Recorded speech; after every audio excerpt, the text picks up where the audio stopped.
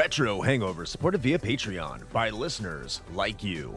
We would especially like to thank patrons Lyle McKarns, Ashton Ruby, Randall Quiggle, Tony G, Studstill Smash the Milkman, Katie Quigg, Paul Romalho, Raging Demon, JC, Meagan Caruso, MaskedKeaton, Andrew Liguori, Ozzy Garcia, The Retro Vixen, Adam from The Good, the Bad, the Backlog, Thunderdome Gaming Society, Lucas Lobo, Jenny E, Rick Firestone, Keith Gasper, Dave Jackson, Eric Gess, Kayla Jackson, Nomad from the Retro Wildlands podcast, and Ashevent.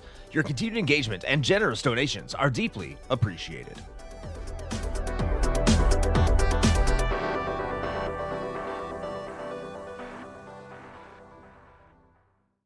Open your ears and crack some beers. You are listening to the most recent episode of Retro Hangover.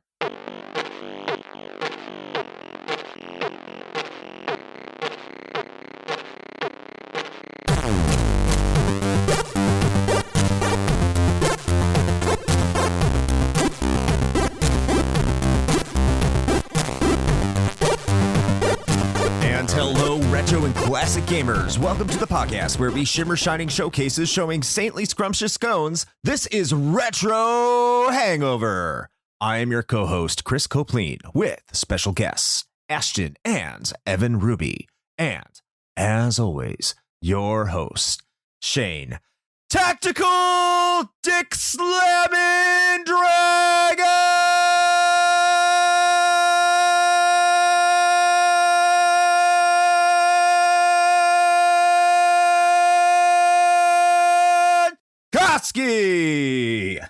Wow, you know, for the first time, I almost thought Discord was not going to cut you off. You almost didn't go to space this time. Alas, I did go to space though. I love space. It was so close.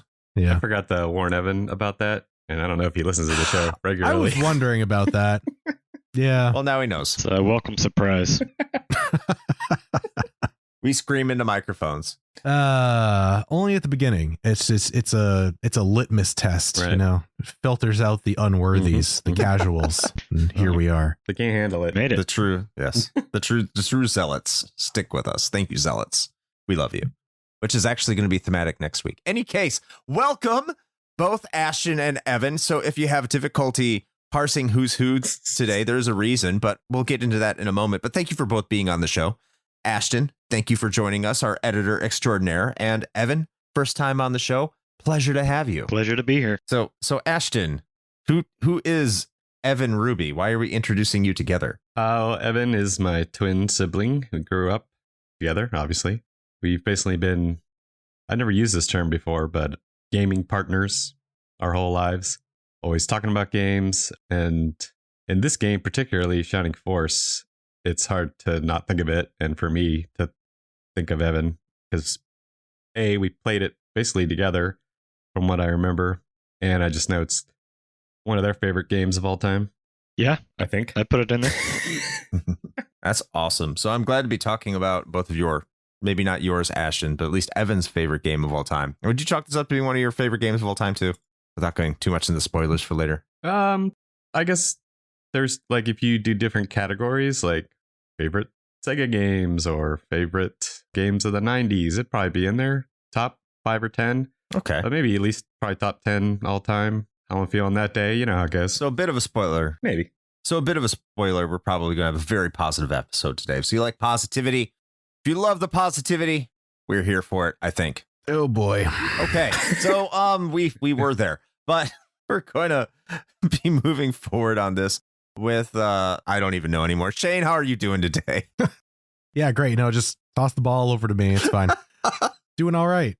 A little tired. Work's been a little crazy this past week or two, but hanging in there. Keeping on. I'm gonna assume that you also wanted to ask me about the games that I've been playing. Is that right? I was going to get there. Is that what you were going to do? But I didn't just want to go there without saying hi to you and just like, oh, yeah. Well, thank you. I appreciate that. I wanted to see how you were doing. I care about you, Shane. Well, thank you. That means a lot. In real life, I did stop by Shane's house today and did drop off a little gift to him from one of our fans. Sure did. Yes. Yep. That's our wonderful Ashevent, a fairly active member of our Discord, said that he had a gift for me. Technically, I believe this is our first piece of fan mail, so that's an accomplishment. I do. And I can't possibly think of a better thing to be the inaugural piece of fan mail than a 3D printed, creepily realistic dick dragon. Nice. I thought it was fantastic. It's beautiful. Disturbingly accurate. Yes. So many questions of yours or what? Well, so that's the thing, right? Is like I looked at it, and once I got over the initial shock, if you will, just taking it all in, no pun intended. Oh. The next thing was, so is this modeled after someone's dick? I have so many questions. I showed my wife the picture, and she said the same thing. So that sure is a thing that exists now. Some things are better left a mystery, or up to one's own interpretations. Like when you read a book, you see the movie, it's not the same as your headcanon. Yeah.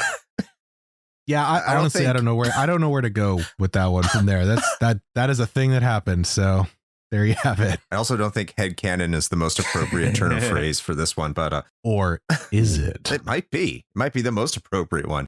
But what is appropriate to do, as we are wont to do, is to talk about the games we have been playing before getting into our topic du jour, which you have clicked on, read, and have somewhat previously heard before, is Shining Force 2. But before we get to that, as I have already said, let's go over to Evan. Evan, this is your first time on the show. So, hey, what games have you been playing lately? Well, Ashton will probably mention this, but we've been playing a lot of Elden Ring together. We were originally playing the standard co-op. Then we found out about the seamless co-op mod, and that's been way more fun.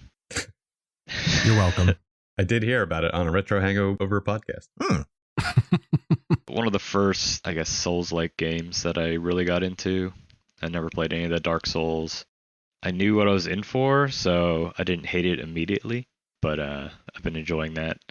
And on the complete opposite of that, I've been playing Disney Dreamlight Valley, which nice. is way more relaxing and surprisingly well done. Like, I guess I shouldn't have that low of expectations. I mean, it's Disney, so they usually don't phone things in. But in this life sim farming genre that they took advantage of, that's so popular right now, I think they did a really good job. Okay. I didn't know Disney came out with the farming sim, though. That doesn't surprise me because it does seem like everyone is coming out with one of those nowadays. Right. But it's on is good. Game Pass right now if you have access to that. That's how I'm playing it. Okay.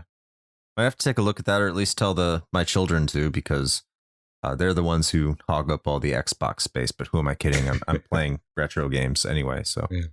Ashton, how about yourself? What are you up to? What have you been playing? Half of the same. I'll give you a guess which one. No. Disney? No, I'm kidding. Yeah, clearly Disney. Yeah, tons of Elden Ring. I think actually Evan bought that for me for our birthday, which is beginning of January. And I didn't get into it initially. I think I was just finishing up some other game, and yeah, it has kind of a learning curve. Similar, I played Bloodborne like 7 or 8 years ago and had never really heard the term Soulsborne, Darkborn, whatever. So I was like, what the fuck? Like, why do I keep dying? Like, how's this? Who thinks this is fun? And it was like a Gamefly rental, so I dropped on it pretty hard.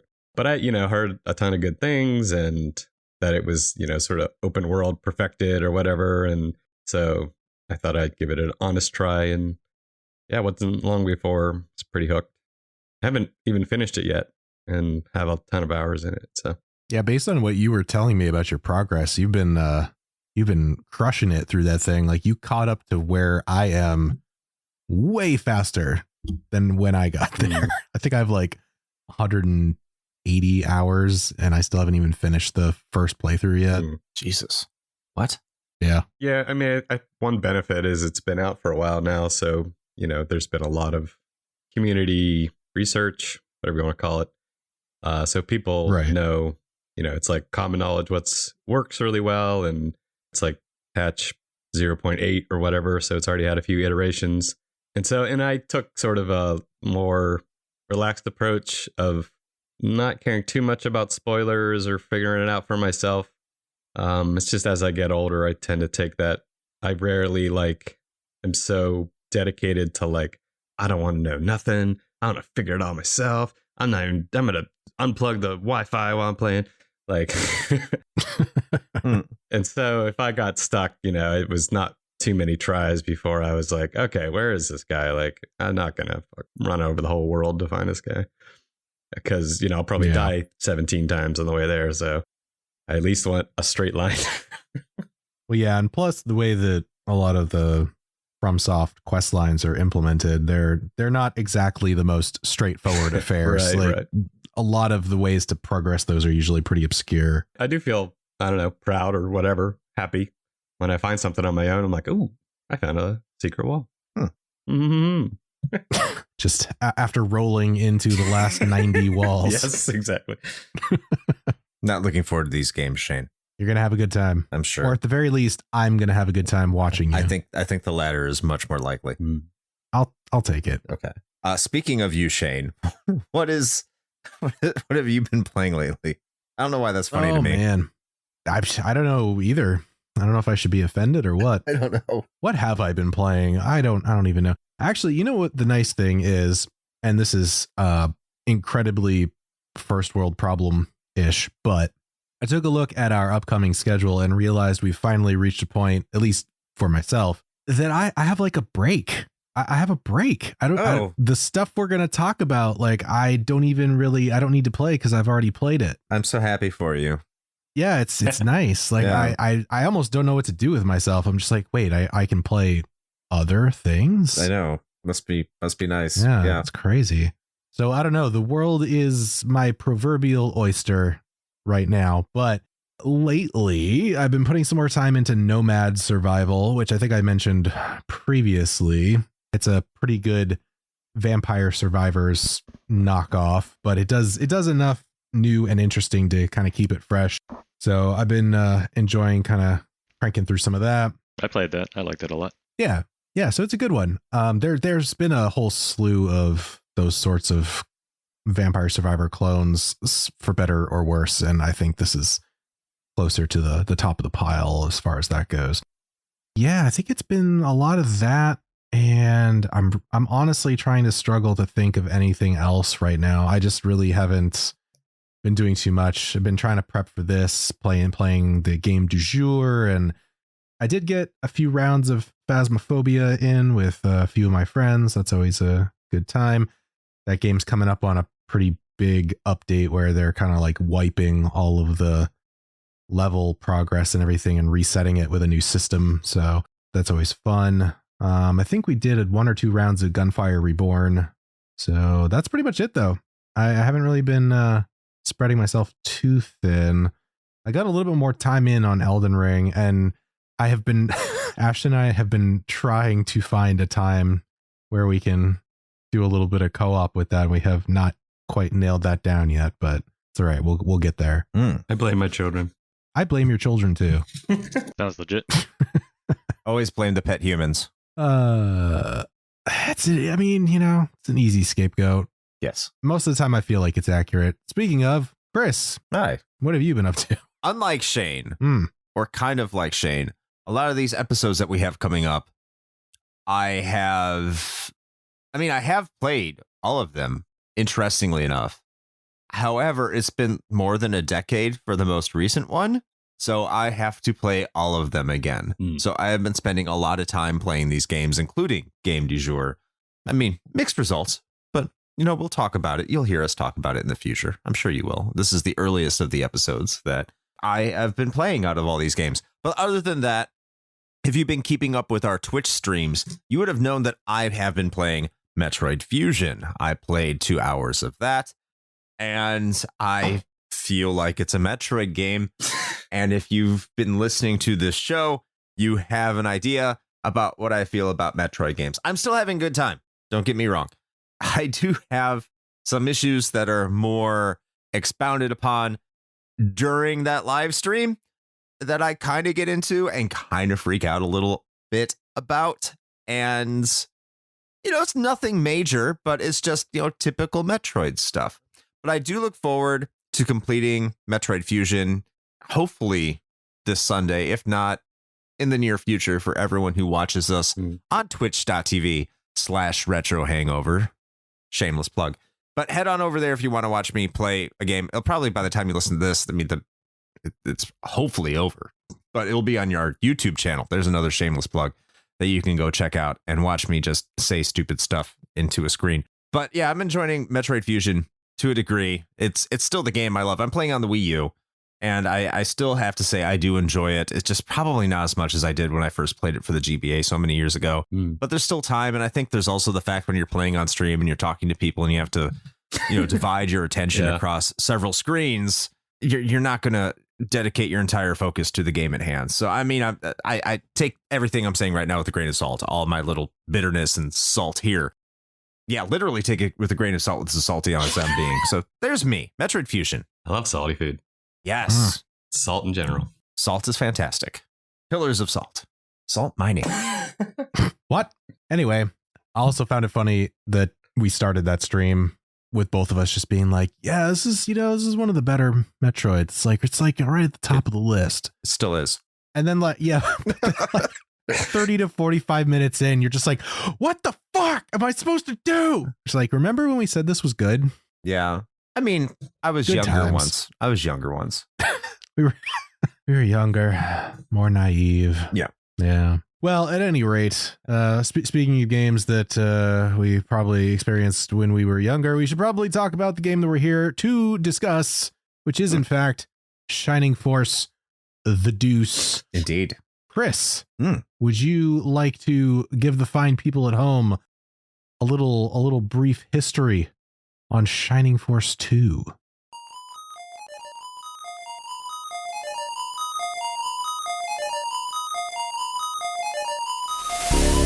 Throughout the 16-bit generation, the Sega Genesis was never known for having an RPG presence. Of course, in the early 90s, this wasn't really considered to be a big deal, as RPGs were not huge sellers, as action platformers dominated the day, something that the Genesis had in high quantity. But that isn't to say Sega didn't try, at the very least, to try and fail to attract the Japanese market.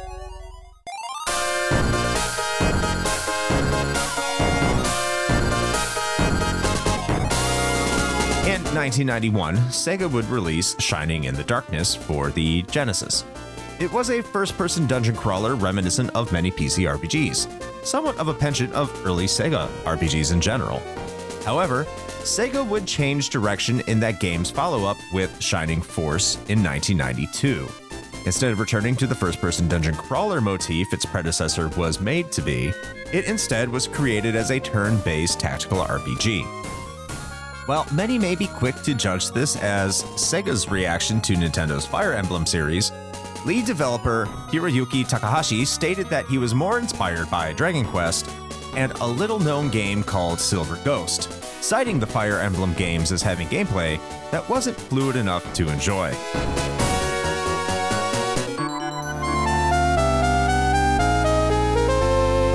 Shining Force appeared to have performed better than Darkness, enough so that the series would continue with the Shining Force moniker for 2 additional Game Gear sequels before getting a full-fledged sequel of its own on the Genesis.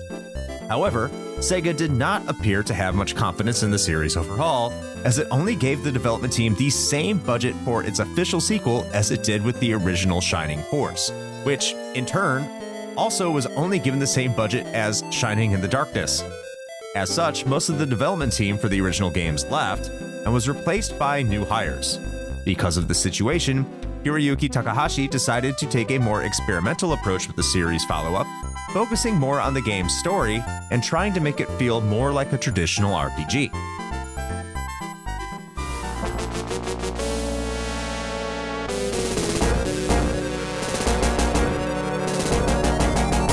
Shining Force 2 would see release on October 1st, 1993 in Japan, with North America getting it over a year later on October 19th, 1994. Europe would surprisingly see release before their North American counterparts, as they would get the game on July 2nd of 1994. Reviewers received the game in a relatively positive fashion, with most stating it was an improved effort from the original Shining Force. Interestingly, GamePro, who liked pretty much everything, did not like Shining Force 2, called menus too complicated and found the turn-based combat to be slow and boring, desiring a real-time combat system instead. In terms of its commercial reception, well, it's hard to say. Finding sales data for most Genesis games is hard enough to find on its own, let alone figures for niche genres at the time. And while RPGs were popular in Japan, the Mega Drive certainly wasn't, which could not have helped the game's overall commercial reception.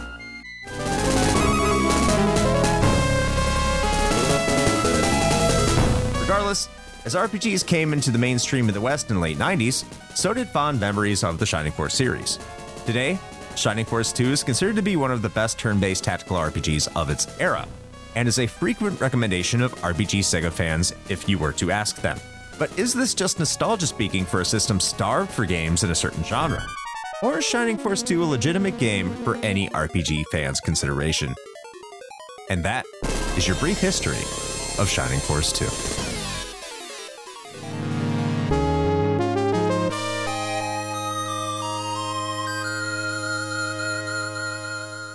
All right. Thank you, Chris, for that brief history.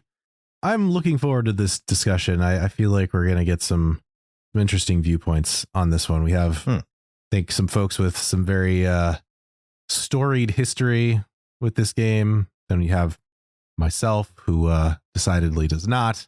I don't actually know where you stand on this one, Chris. So I think we might be all over the map. So curious to see how this shakes out. I think it's probably best for you to start this one out then, because I do have some personal experiences. I don't think it's going to be as good as Ashton's or Evan's, which is why I'll have them include the personal experiences here. But why don't you kick this one off, Shane? Sure. Yeah, mine's pretty succinct. I really had no awareness or visibility into this game, or really the series as a whole, until very, very recently, which I guess you could see as surprising, given that I have said at least a few times on the show over the last several years that I do in fact like strategy RPGs. So you would think that this would have popped up on my radar sooner, but here we are. So no, this was a wholly new experience for me. And I'm hoping that, maybe I can bring some fresh perspective to things as someone kind of coming in, without any prior knowledge or anything. So, but that's pretty much it for me. So Chris, you said you have some personal history with this game. So What's that about? I think I may have mentioned this person before in the past, or at least this household. I had a friend that I made in middle school that introduced me to a lot of games. I'm sure I mentioned them in the Lunar episodes, the same friend. And I'm going to mention this friend again next week, but I would go over to their house every single Friday and we'd have a sleepover. I made this friend in sixth grade, and I essentially sleep over there every single Friday until I graduated high school, essentially. At his house, he had Shining Force 2. I had no idea what this was. And I think I played it in 96. I had to have played it in 96 because this was the first tactical or strategy or whatever you want to call it RPG I had ever played. So this is the very first grid-based, turn-based tactical RPG in my entire life. Like, this was before Final Fantasy Tactics or Valiant Hearts or, what have you, Disgaea, any of those games. It was before all of them. This is what introduced me to the genre. And because of how this game played, it did garner my interest. I never made it too far. I don't remember. I certainly didn't beat it. I don't know how far I ever made it in the game itself because it wasn't my game. And I think I got it later when, even when the PlayStation was in full effect, and N64, Saturn, all those things. So I played it for a little bit, but my attention was always diverted into much more newer experiences of that time, as you would expect, probably from a 12 or 13-year-old in the mid 90s. But it was the first one that really did make me give games like Final Fantasy Tactics a chance, because I did enjoy what I did play. And so Shining Force 2 does have a really special place in my heart, at least from a nostalgia factor, because of how much it did kind of influence my taste in games moving forward, or at least opening up different sorts of avenues to different sorts of games I'd be more willing to try. So I do look back at Shining Force 2 fondly because I played this before the first Shining Force. I didn't even play the original Shining Force until much later, even though I think that game is far more accessible than Shining Force 2 nowadays, if you want to play it legally anyway, interestingly enough. But yeah, Shining Force 2 was my I wouldn't say my jam because I didn't beat it. So I can't sit here and say, yeah, favorite game of all time. No, it wasn't close, but it definitely was very, very, very influential on myself. It's your gateway drug. It was the gateway drug. I'm like stupid high on it. I guess we're moving over to the twins. So I don't know. Do we do a combo here and you just both talk about it? Because I mean, one can't talk about it without the other. So I'll kind of let you two have a conversation. What was the personal experience with this game for the both of you? Yeah, I was gonna that's what gosh, we're screwed up already. I knew that was gonna happen. I knew that was happening. Yeah. I was gonna let Evan take off. So actually, I was trying to remember this if we had played Shining Force 1 or Shining Force 2 first. Do you remember? I'm pretty sure we played the second one before the first one. Same as Chris. That's what I was thinking. Yeah. But I remember at some point playing the first one and quitting it because it just wasn't as good as the second. Right. But I remember getting pretty far when we were younger on the first one and the second. That must have been later in life when I discovered emulators or something like that. The memory I have of the first one was that we had a cartridge either by borrowing or renting that had a save file at the very last battle. And so we were like, whoa, like classes and promotions and characters we'd never seen. I don't know if we ever actually beat it, but that was kind of like, I was like, oh, neat. It's kind of, when you're 9 or 10 or whatever, it's like, well, we'll never get here. So it's kind of cool to see it.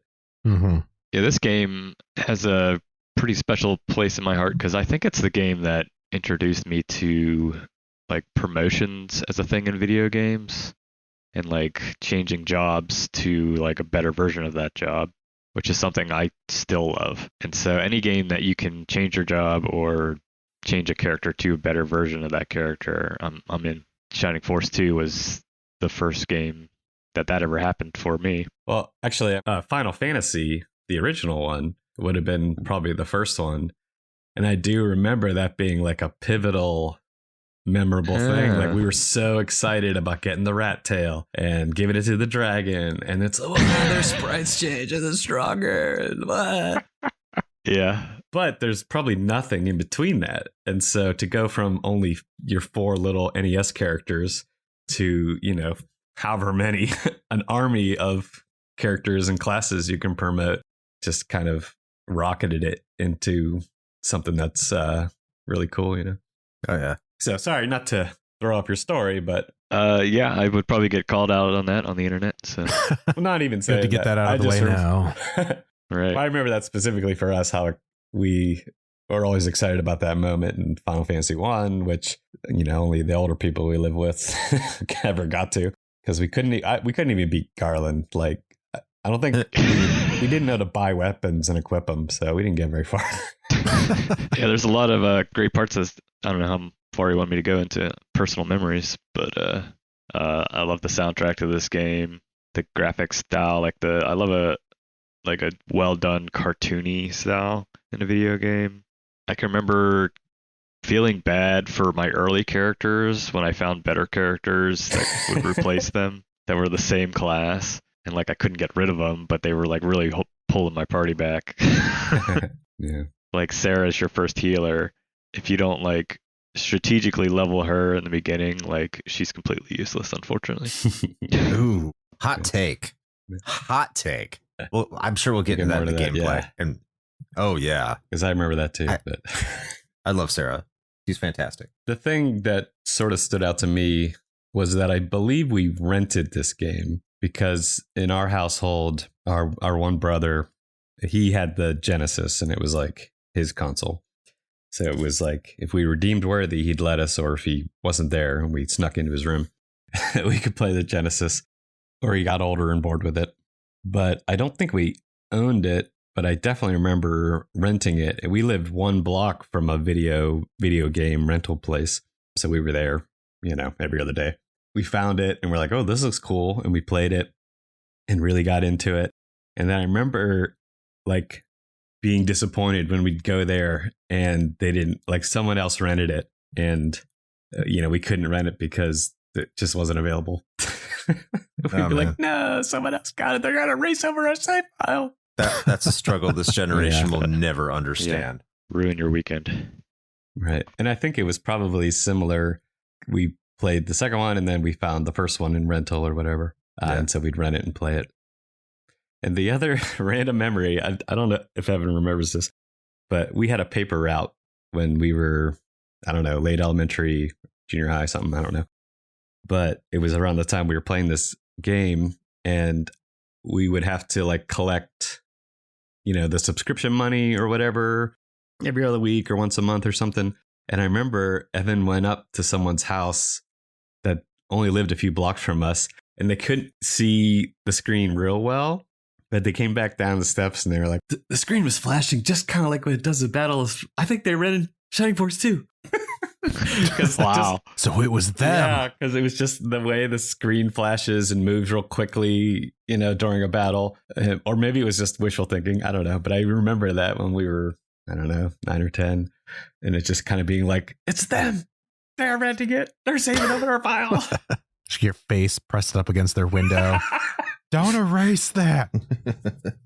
There's 3 save files. You don't have to erase ours. You get the choice. I know, right? The worst part is if they name their character the same and you go to play it and they put it on the ouch difficulty just to mess with you. Oh, that'd be terrible. I haven't had a lot of experience with any other of the series besides the first 2. I believe we owned the Game Gear game.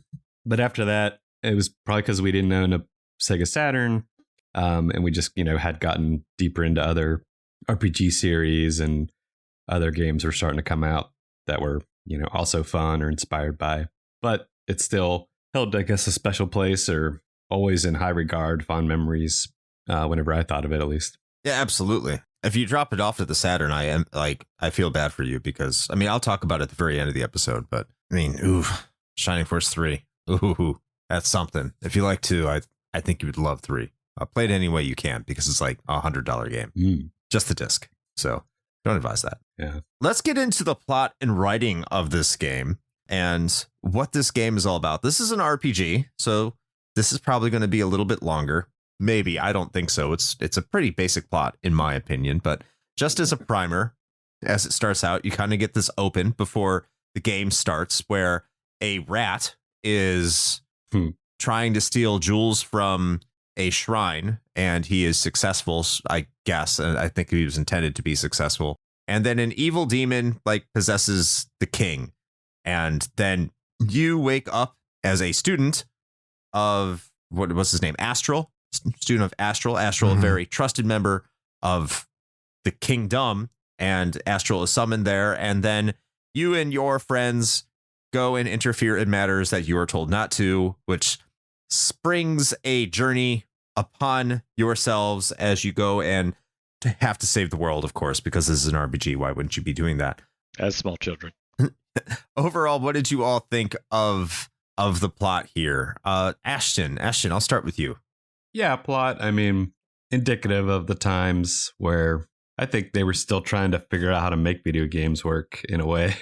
And so some things had to suffer, be it the writing, translation, whatever. When I think of playing it, I remember it as like a fun adventure. Like it had this sort of serious tone, and you would know that when the music changed or the direness of the situation. But overall, it was like a fun adventure of like these young, student adventurers, whatever. They get to go on this adventure, meet all kind of different people and go to all these crazy places. But I think it would be how I remember it was you'd be progressing through the story and then we'd get in a battle and that would take however long, or we'd have to redo it a couple times. And so it kind of had this like story battle. But like every time I got out of a battle, I was like, what are we doing? Why are we here? I guess I'll just walk around until I get another battle. And that, again, just being younger and being able to follow a story like that, I didn't care back then if it had huge plot holes, or playing it now. the really bad localization or just interesting choices, I guess I should say, stand out to me now. But back then, either probably thought it was funny or just like, okay, whatever. So, a B minus, C plus, I guess, if I'm putting it on some kind of scale. Definitely serviceable, not what you're playing this game for, which I'm sure we'll say throughout this discussion. Yo, I gotta side with you a lot of ways. I took this translation as to be like it was being done by people who hated their job or just did not care. There's so much in here that is just like deadpan humor that could not have been in the original Japanese translation. Or maybe it was. I don't know. I have not played it, nor do I read Japanese fluently or really any at all. But some of the things they say sometimes, like very early in the game, when you're coming down and after like Astral gets hurt by the demon that's possessing the king at the very beginning of the game, you go walk up to one of the people in the court and they're like, oh, I don't know how Astral's doing. He hasn't recovered. It doesn't matter. He's old anyway. And it's just like, what is the tone of this game? It's even worse than that, because I sent Chris a screenshot of that exact moment in our Discord, because I was like, bro, what the fuck is this game? Because like I went and talked to this guy and he's just like, yeah, don't worry about him. If he dies, doesn't matter. Yeah, he's old. I'm just like, whoa. All right, cool. Or like, yeah, when Kazin's mentor dies, when you meet Kazin again towards the beginning of the game, he's like, okay, I'm going to die now. Cough, cough. It's just like, where I don't think the translators, I don't know what their mindset was, or if they're trying to make this more slapstick or have more fun with it, because it does seem like at times they want you to take the plot seriously.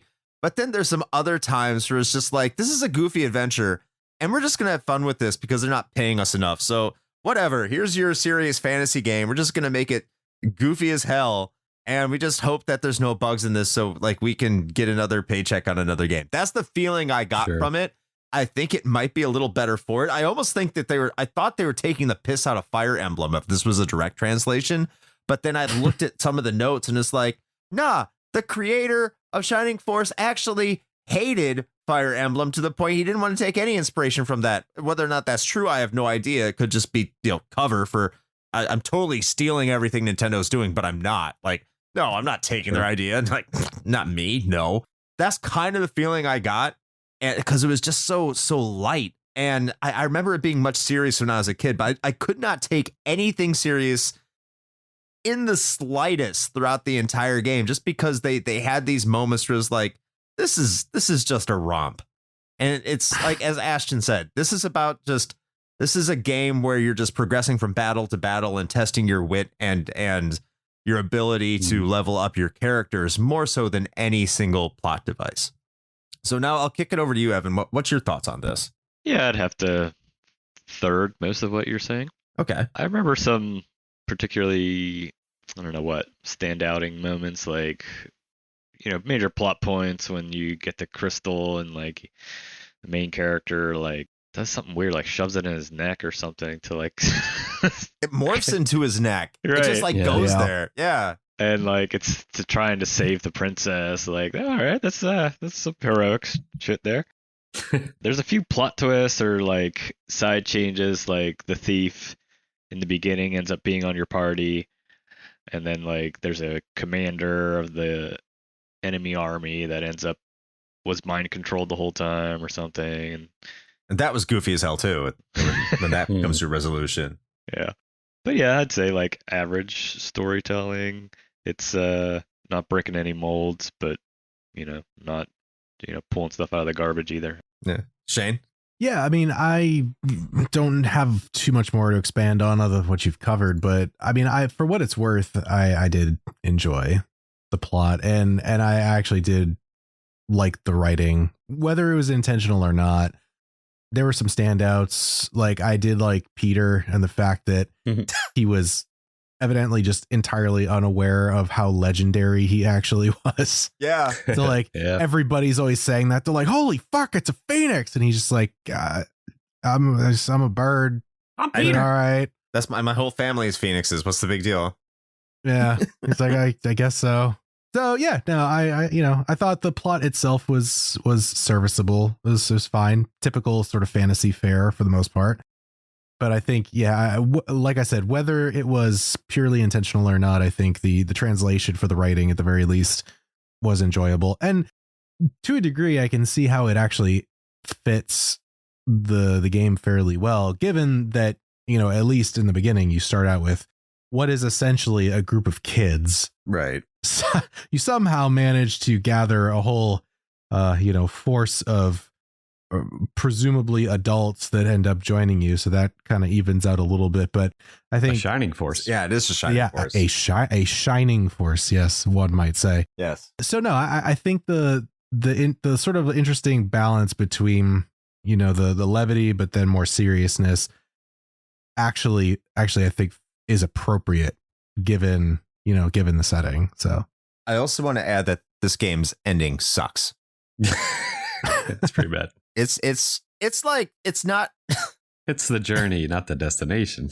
That's right. It's the friends you made along the way. How do I put this? It's like, it's not like congratulations and it just ends. So there is more to it than that, but just like the setup of it, like, I don't want to spoil it because we tend not to spoil games on here, but like just the ending is just like some of the biggest cheese fest that you could possibly get. And it's just like, really? This is what we're being forced to experience here. If we want to see the end, is I have to go through all this dialogue.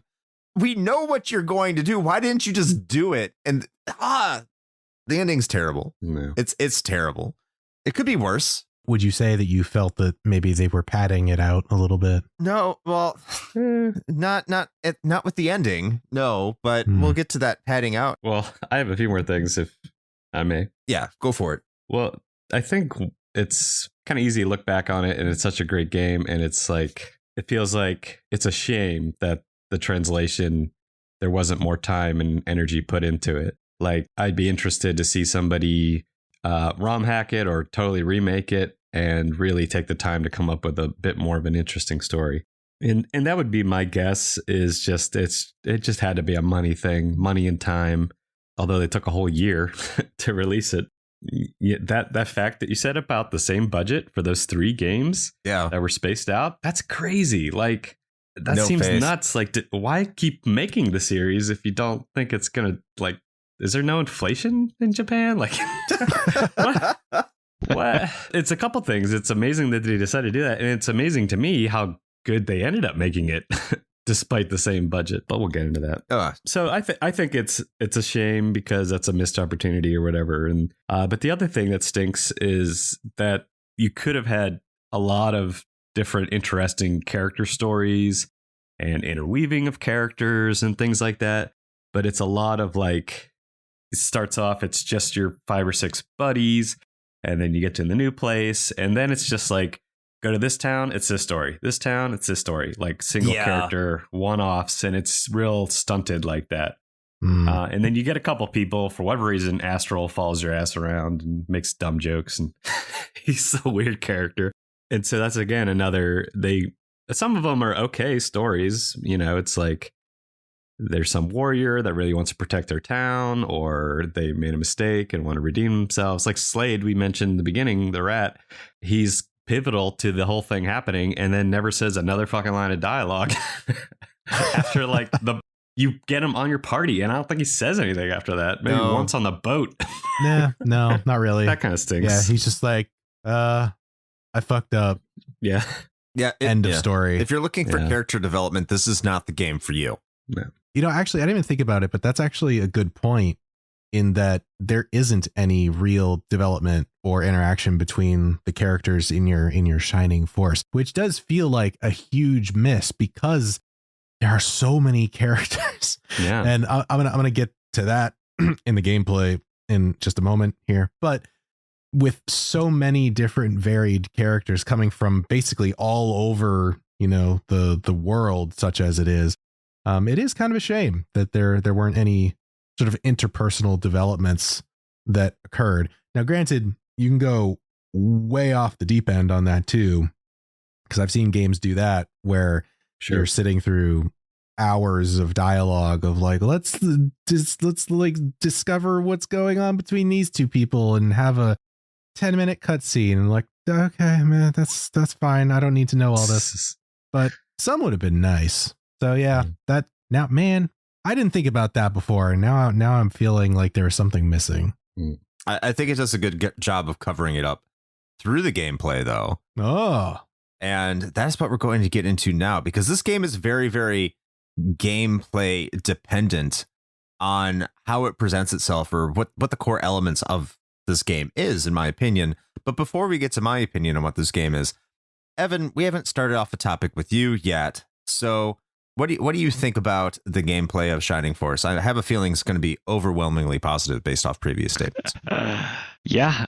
Like I said, one of my favorite games, and this is why. I was thinking about this, like, it must be how my brain works. Like, I love being able to think through what exactly I want to do and how to optimize, like, how to move my characters and keep them spaced out. So, like, if I get hit with an area attack, like, only one person's getting hit. Learning, like, how far things move and staying there so they have to come to me and then I go to them. And, like, the whole tactical strategy part of it, that's how I, really enjoy games. And so I think this is probably the first game, I'll venture saying this again, first game I remember doing that and just getting really into it. And like, there's probably a little learning curve. Like, again, I don't remember how old we were, 8 or 9 or whatever. So like, we would just run in, get our butts kicked in the beginning, and then realizing, like, taking the time to strategize. And like I mentioned, leveling your characters up. Like, if you level Sarah up appropriately, yeah, she's killer in the end, but she can really fall behind because healing in the game doesn't give you a ton of XP. But if you can leave an enemy with 1 hit point and let her hit it with her healing staff to finish the job, like, she'll get more XP. And I do like a lot of exploration. There's a little bit of that, like finding secret areas and finding all the mithril in the game and those kind of things, and all the secret characters that are in there, finding the secret jobs, and of course the promotion system that I mentioned. One of my favorite parts of any game or board game or anything that has that type of mechanic, I really enjoy, especially if there's like a graphical change as well that just makes it even better. So yeah, I think especially for the time, like this, it's one of the best gameplay. Like, I replayed it on my phone, I want to say 5 or so years ago, and still enjoyed going through all the gameplay and all the battles and everything. So pretty solid, stands up. Now, I think we're going to get a bit of a contrast here with you, Shane, because I think myself, what? I know, I just have this feeling. It's my intuition, because I think myself and Ashton are going to be more in line with Evan here. But what did you think of the gameplay? So overall, I actually really enjoyed the gameplay. Oh, okay. Yeah. Yeah. Sorry to disappoint you. No, the spice will come in a second, but no, overall, I did actually really enjoy it. Like I said earlier, I do have an appreciation for strategy RPGs, and I appreciated this was an opportunity for me to jump into one that I hadn't before. There are still several others that I need to try out. A lot of my experience has been centered mostly around like Final Fantasy Tactics series, so branching out into some different ones is always nice. Overall, I really liked what this game was doing. I much like what Evan was saying, I like the ability to kind of survey the battlefield and, plan my moves out and be strategic with it and things like that. It's probably also part of the reason I like things like tabletop role-playing games and stuff like that. And so, yeah, like at a high level, I really liked everything this game was doing. I think the unfortunate thing, though, is I didn't actually end up finishing the game, and it wasn't even so much due to like time constraints, because I could have finished it. But honestly, I kind of got to a point where I didn't want to. Ooh. I think if I had to nail down why that is, I think the biggest things for me, 2 things that sort of end up compounding the problem when you put them together. And one is, I feel like the battles overstayed their welcome a lot of the time. I think overall this game could have benefited from a bit of a streamlining pass. And that was kind of what I was alluding to earlier, where I thought maybe you were mentioning that there was a narrative portion that was just there for the sake of padding. Cause I was like, well, I kind of feel like a lot of these battles feel like padding sometimes. Yeah. Just because there's no like one encounter that I have like a specific issue with necessarily. It's more of, I just think it was too much. It's like going back to tabletop role-playing games. It's like your DM trying to up the difficulty of an encounter by simply just throwing more enemies with more health at you. Like that doesn't necessarily make it harder. It just makes it more of a slog. That's kind of how I felt the further I got into this game. Was with something like Final Fantasy Tactics, I was always excited for the next battle. Like I was like, all right, I know what my party setup is. I know what I'm doing. Like, I want to see what this next encounter is because I enjoy the challenge of it. With this game, for whatever reason, and I think part of it is just the length of the battles, every time like the screen flashed on the overworld and I got sucked into a new battle screen, it was less of like all right, let's do this, and more of like okay, here we go. Because I knew I was strapping in for like a half-hour engagement. True. Basically, every single time. I mean, if that, like, if you're into that, like, if you want those like longer, more like protracted sort of battles, like this is definitely your game, and there's totally nothing wrong with that at all. I just think for me, I would have actually preferred if this game had more battles, but more succinct ones. Like I would have preferred there to be a faster stream of encounters that resolved themselves quicker. Ooh, if that makes sense. It does make sense. And I think that's actually kind of a controversial position to take on this game, if I do say so myself. I mean, it's an interesting take. What do you think about that, Ashton? I think that does sound like more of a D&D session where you don't fight 15 monsters that you have prepared. You fight 3 different counters that have, 4 to 6 or whatever. Right. You can do more interesting stuff in between or whatever.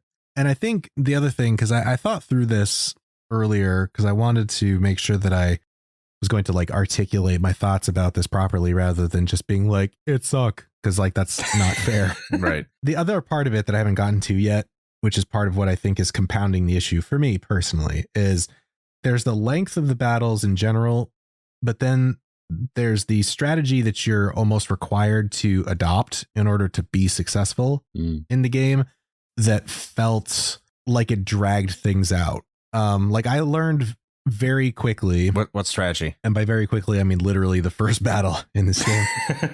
That you should not immediately try to move your characters up and engage in combat, because you will get fucking smoked. Yes, you will. Yes. Yes, you will. Even on easy difficulty, the very first battle of the game, I was just like, all right, I'm going to move into position. Like, let's do this thing. And my character got nuked. And I was just like, oh, so that's how this is. Okay. Not to mention, if your main character is the one that goes forward, they definitely will swarm that motherfucker. He's done. Yeah. And if they know to hone on him, they know. I was going to say, yeah. And if Bowie goes down, you just immediately lose. Yeah. It's over. Yeah. But at any rate, so that's fine. There's nothing inherently wrong with that. It was a learning experience. And honestly, I praise a lot of games for doing that, learning by doing rather than explaining. So awesome. Great. But what that kind of ended up devolving into was an incredibly defensive tactic that I had to take through, especially as the encounters got more difficult and enemies were hitting for like a third of my tankiest character's health in one hit. I was just like, I had to basically move everybody just a few squares at a time, and also make sure you do it in like a checkerboard pattern, because if you don't do that, some asshole mage is going to come up and drop a fireball on like 3 or 4 of your guys, and you don't want that to happen. And I don't know, man, it felt slow. Like I couldn't, there was a difference between that and something like FF Tactics, where I felt like, obviously you still needed to be strategic. That's the whole point of the damn thing. But it felt like there was more freedom to move around the battle map and be more strategic in that way. Whereas in this game, I felt like I had to basically turtle up the entire time and try to like bait a character to get closer to me before I could do something useful. I don't know. It just kind of felt bad. Yo, I have to expound on a couple of things you said, because actually I think a lot of the criticisms you say are entirely valid, especially in the latter half of the game and towards like the mid to latter half of the game, because it gets to the point where you're just going to slightly move characters out and you have to move them in a checkerboard pattern, because if you keep all of your characters, but I mean, it's a 2D grid. It's not like Final Fantasy Tactics where it's isometric 3D, even though like the concept is essentially identical. But like if they're in a cross pattern, a plus pattern with 5 characters, that means that the enemy can attack all 5 characters if they're all standing next to each other.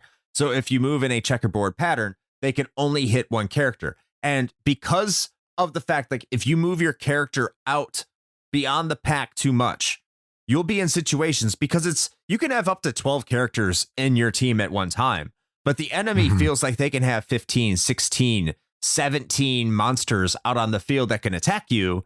And if you move one character outside of your pack a little too much, guaranteed the enemy will have 3 monsters that will be able to get to your character before you can do anything about it.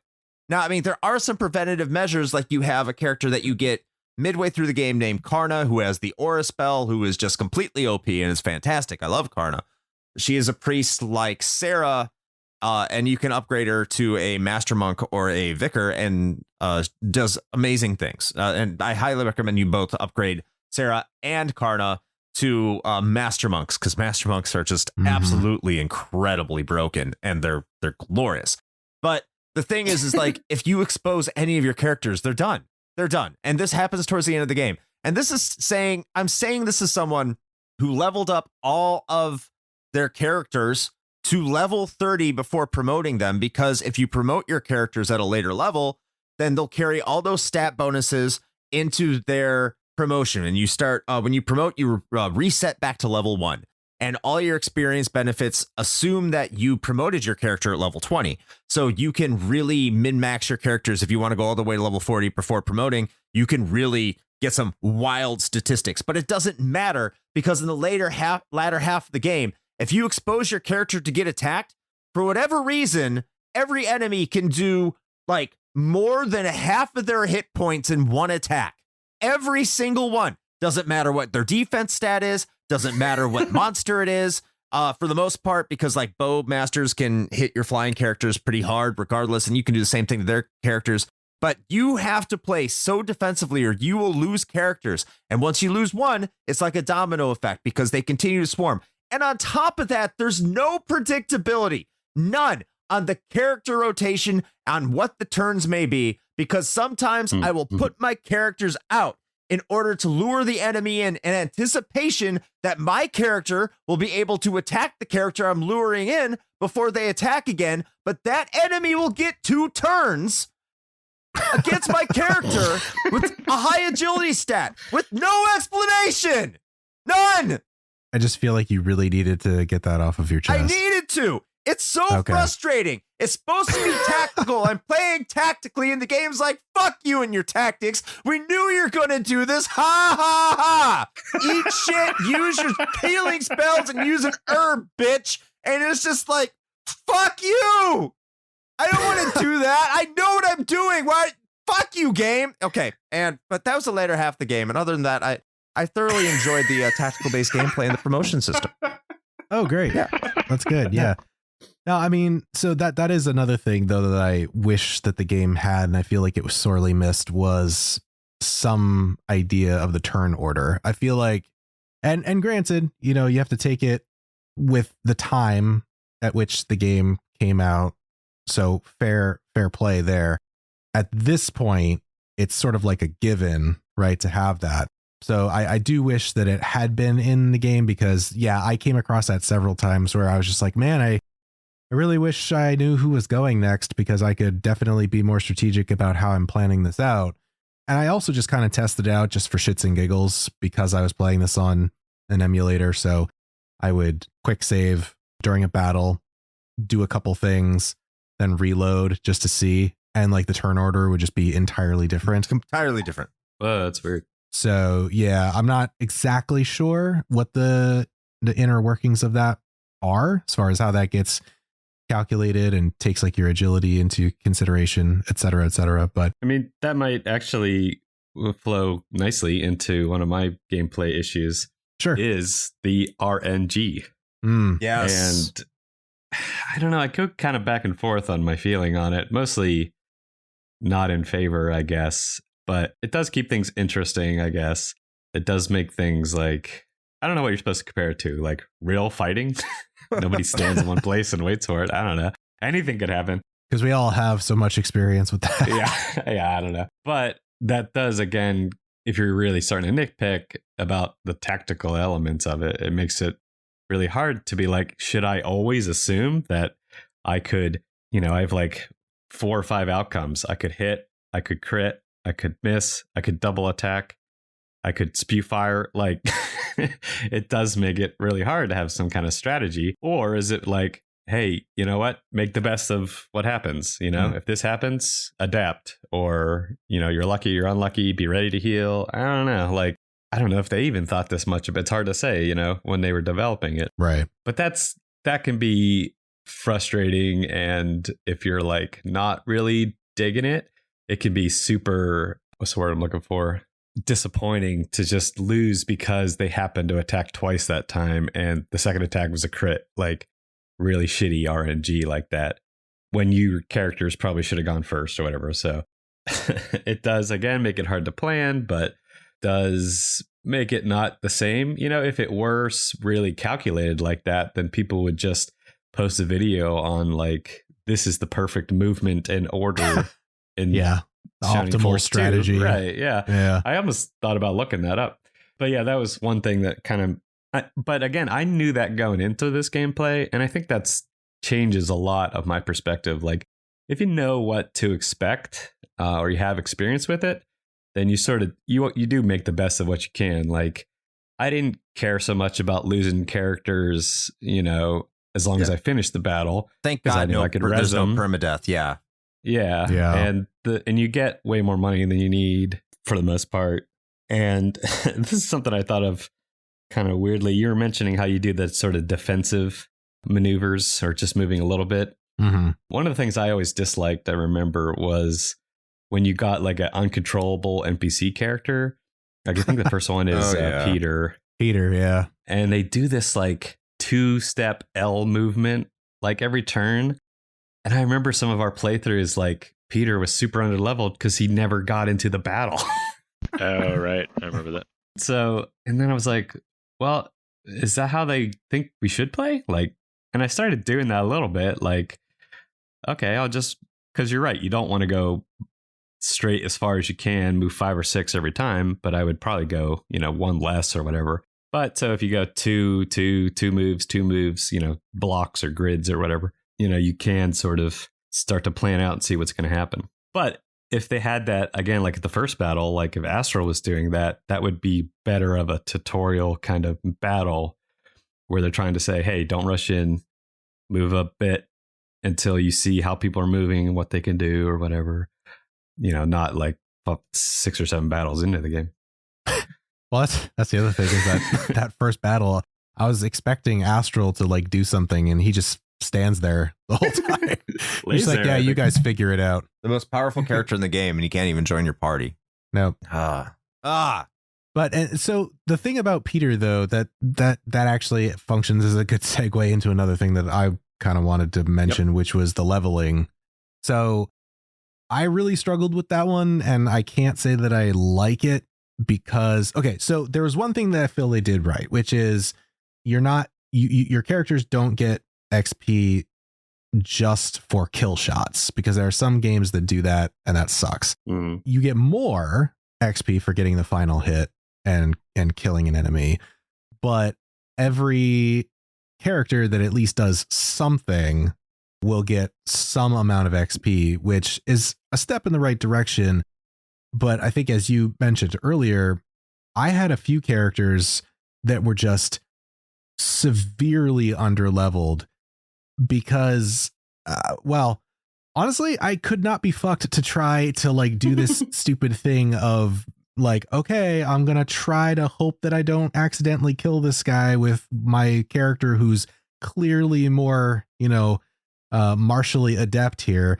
And hope that they'll stay alive long enough that I can pull in my healer to bonk them with their staff so that they can get XP. I feel like I just did not like that system at all, because it meant, and I didn't find this out till like halfway into the game, that you could repeat battles. I thought they were just one and dones. That I did like. And then I accidentally, yeah. Well, okay. So here's the thing though, is then honestly, that was part of what demotivated me for the rest of this. Cause I was just like, I realized that and I was like, oh no.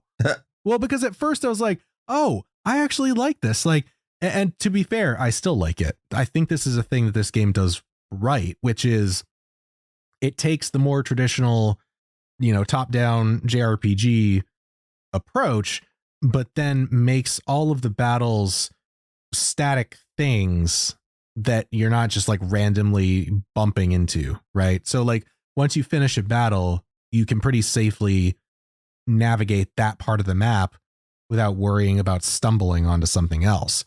So that like sense of progression in that way, I actually really appreciate.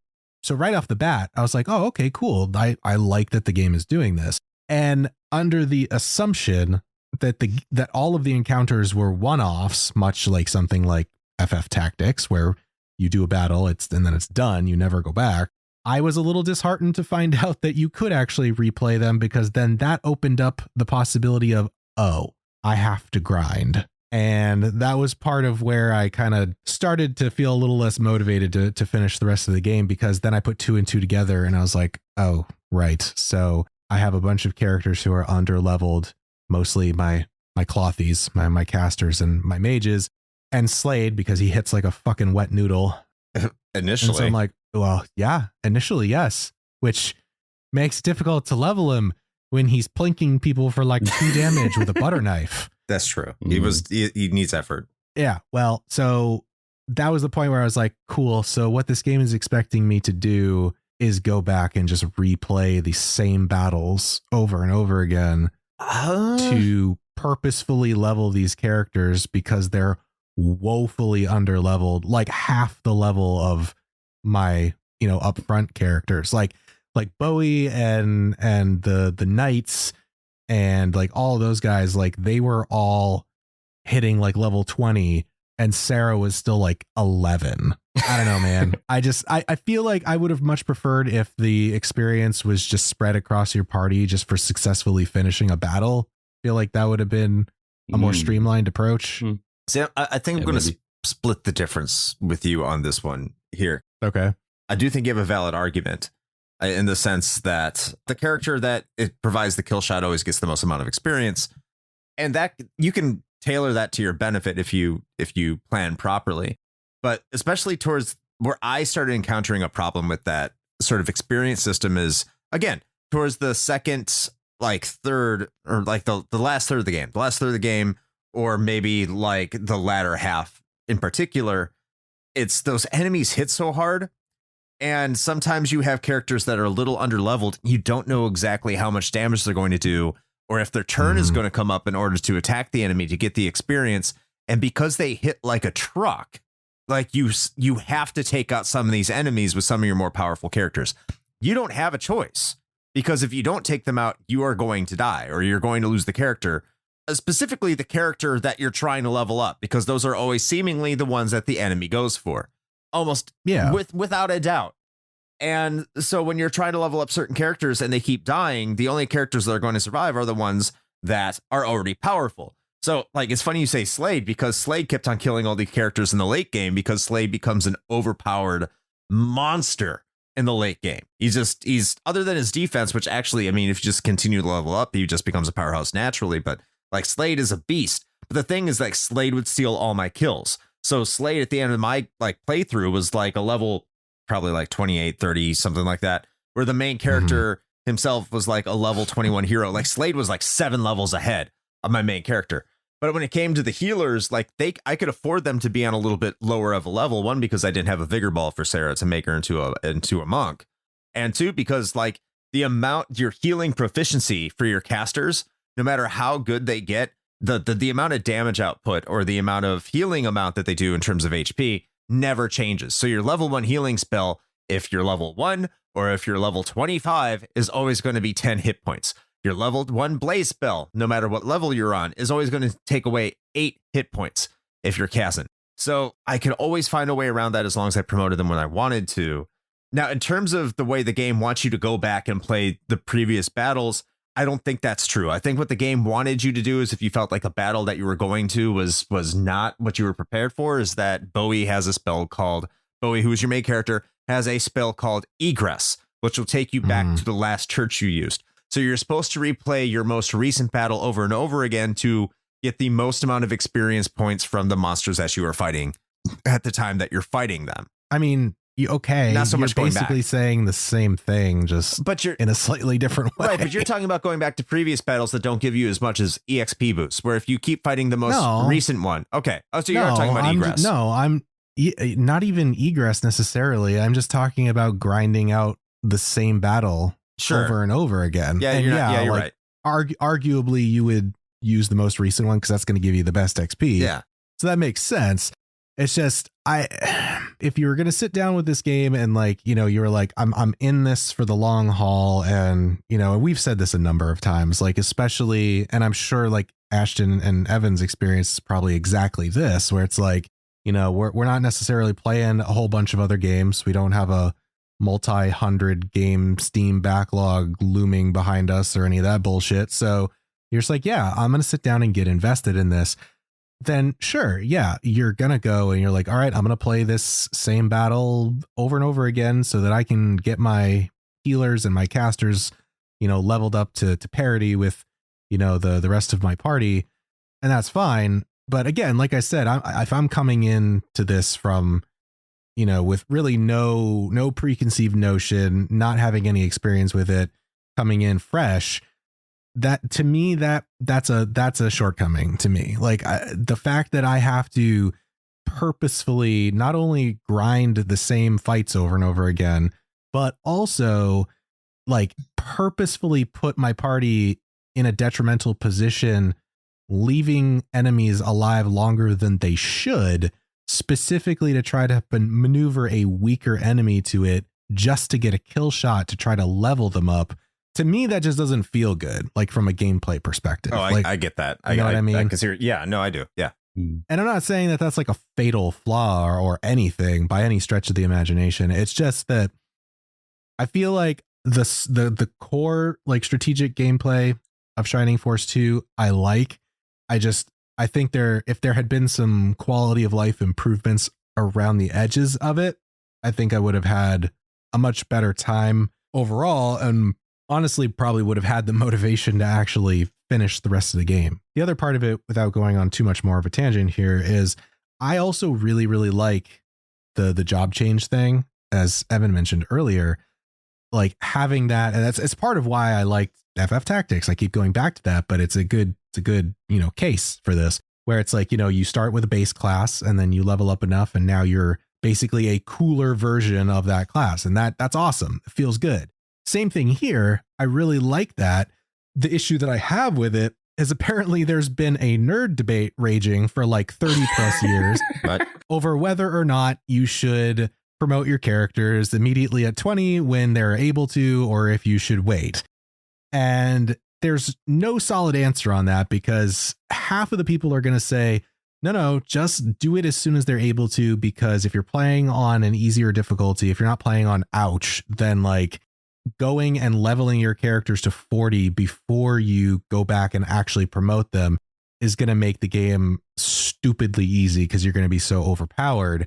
So just do it right away. And then the other half is the camp that's no, you should never do that because you're going to be under leveled and you're going to get towards the end of the game and you're going to get destroyed. The only thing I can think of there is just why? Why is this even a thing?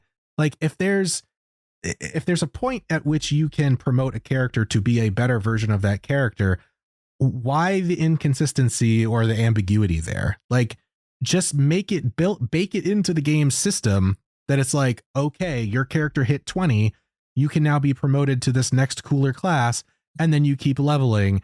There's no room for error. There's no room for questions. It's just, this is a linear progression. Your character gets better, gains newer, cooler skills.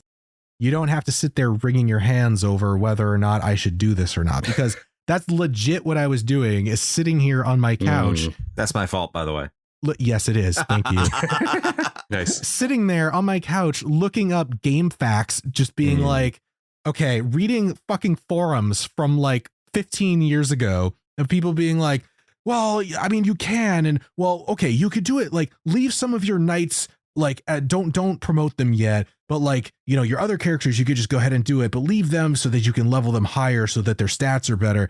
No one in their right fucking mind is going to know that going into this game. And that's part of where I try to approach these, right? Is like, if I were somebody just coming in as a kid, right? Like, I bought this game. My parents bought it for me for Christmas. I'm going to sit down and play this. I mean, you probably wouldn't give too much of a shit about the minutia of this anyway, but you would never know that. You would never know, because nothing in the game tells you that, right? That it's like, well, you know, if you wait to do this cool thing, then your characters will be even more powerful. It's like, why? Just do it and get it over with. Like, I don't know that I think that leads to the question of if it was an intention or just something people have figured out after playing it for 30 years. You know what I mean? Yeah. Right. Like, I don't think the game developers were like, okay, in 2020, people were going to be able to play this on their computers and play it for hours and do save states. I mean, I'm being hyperbolic, but, you know, like, it could have very well been the way they programmed it, they expected people to play it the way they had intended, which was, this is when you can promote them. It's impossible to say, I think, if that was an intended thing or just something like, you know, it's like any game made, people figure out just because of the way it's programmed or whatever that, oh, there's this other optional, slightly less fun, but optimal in the long run way to do something. You know what I mean? It's still annoying that it's even exists, that you have to kind of ruminate over, you know, do I keep leveling or not? But I don't know that, maybe I'm being defensive of my baby here, but if that's the game's fault, I guess. Or no, I think just that's fair. Something that's come up because people have realized, like, oh, hey, you could do it this other way. And if you're having trouble, it makes the game easier. Or if you really want to beat it on the hardest one, it makes this more possible. You know what I mean? The irony of all of it is that if you do level your characters to level 30 just because of the natural flow of the game, getting your characters from between level 20 and 30 is hard. It's difficult because there is new equipment that they can equip once they promote, but you can't equip while you're your base class, which makes you more powerful. So if you do because what I decided to do for this playthrough is get up to level 30 and then promote my characters just so they have they carry the stats for the 10 levels between 20 and 30, and then carry that into promotion. And then they kind of reset back to level 20 or 21 in terms of how they get their experience boosts, which, yeah, it makes the end game a lot better, especially once your promoted classes start getting those levels and they can equip those weapons. It just makes it a fun romp after some time. But like, I don't think it matters because, like I've said ad nauseum, is that those enemies do start to hit like a truck, regardless of when you promote your characters. It doesn't really matter. Evan, what's your take on the promotion controversy that we have brought up here? You know, I was thinking a lot of these complaints are just because we're playing it now. We're comparing them to games that like the turn system, or like knowing who's going next. Like, that's a standard these days, but wasn't back then. Mm-hmm. And so that's kind of the problem. And like, I don't know if it's fair to say, well, they should have done this. Like, well, maybe, like, anybody can say that. And like, you know, obviously whatever your opinion is valid. Like, you played it and this is how you feel. That's perfectly valid. But to say like, why was it done this way? I don't know if they made what they made at that time, you know, and like, maybe I'm being naive and thinking, oh, they just didn't think that hard. Like, or they didn't anticipate that, or, you know, people didn't have the time, or all the information wasn't shared as readily. So like, nobody knew that. That all being said, I love grinding and leveling my characters. So Same. none of this has bothered me. Like a long battle, like, oh yeah, Come on, let's do it. More XP. Let's go. Yeah. Waiting to 30 to promote is like fine by me. Like once I learned that, I'm like, oh, obviously I'm going to do that forever. And like finding out I can repeat battles. Like, yep, let's go. Another long battle. Come on. I got half an hour. Let's go. Let's do it. I think I'm with Evan here. I'm on Team Evan. Yeah, I was trying to remember our original playthroughs because I certainly don't think we knew about, oh, you don't have to promote him at 20. Because, yeah, at the time it was like, why would you not? Yeah. There was no other way to think about it, really. Right. So, yeah, I don't remember struggling to get through the game, just playing it, like thinking we had to do it a certain way. Like, I feel like we got through the game. I mean, it probably took forever, like a long time, which, again, that's probably more their intention. They wanted you to keep playing and, fail and adjust your strategy or whatever. But yeah, I don't remember, and maybe I'm just misremembering that. I remember having problems with, oh, this character is hard to level and that makes it harder or whatever. And then maybe I remember we overcorrected. I think one playthrough, we only let Sarah attack the final kill shot. And so she was promoted before we left the island. I think she was promoted or something like that. Wow. Yeah, maybe not, but it was like we were that well, I don't remember that, but I do remember the rest of our team couldn't keep up and kept dying because they weren't leveled enough. Yeah. Right, yeah. But anyway, in our legit playthroughs, just going through it, and I don't remember having too much trouble. I remember getting stuck on some battles here and there. I remember having to do the one with the giant. I think we didn't know you were supposed to have the certain sword or whatever. Oh yeah, that battle. Yeah, the sword. Yeah. Fuck the chess battle, by the way. Yeah. I hate the chessboard. That chessboard is bullshit. It knows it's bullshit too. Yeah. But this time when I played most recently, it was more just I wanted to enjoy it and refresh my memory. And I had a bit more laissez-faire, I guess, attitude toward it. And I felt like I wasn't even having as big of a struggle. Like, I wasn't so concerned on being like, okay, everyone has to be level 11. All right, you're level 12? Okay, you hang back. Let everybody else go. Like, I was just fucking letting people kill people and let them heal. Like, just knowing what's coming up, that I don't want to get too greedy by like, oh, I got to kill this character.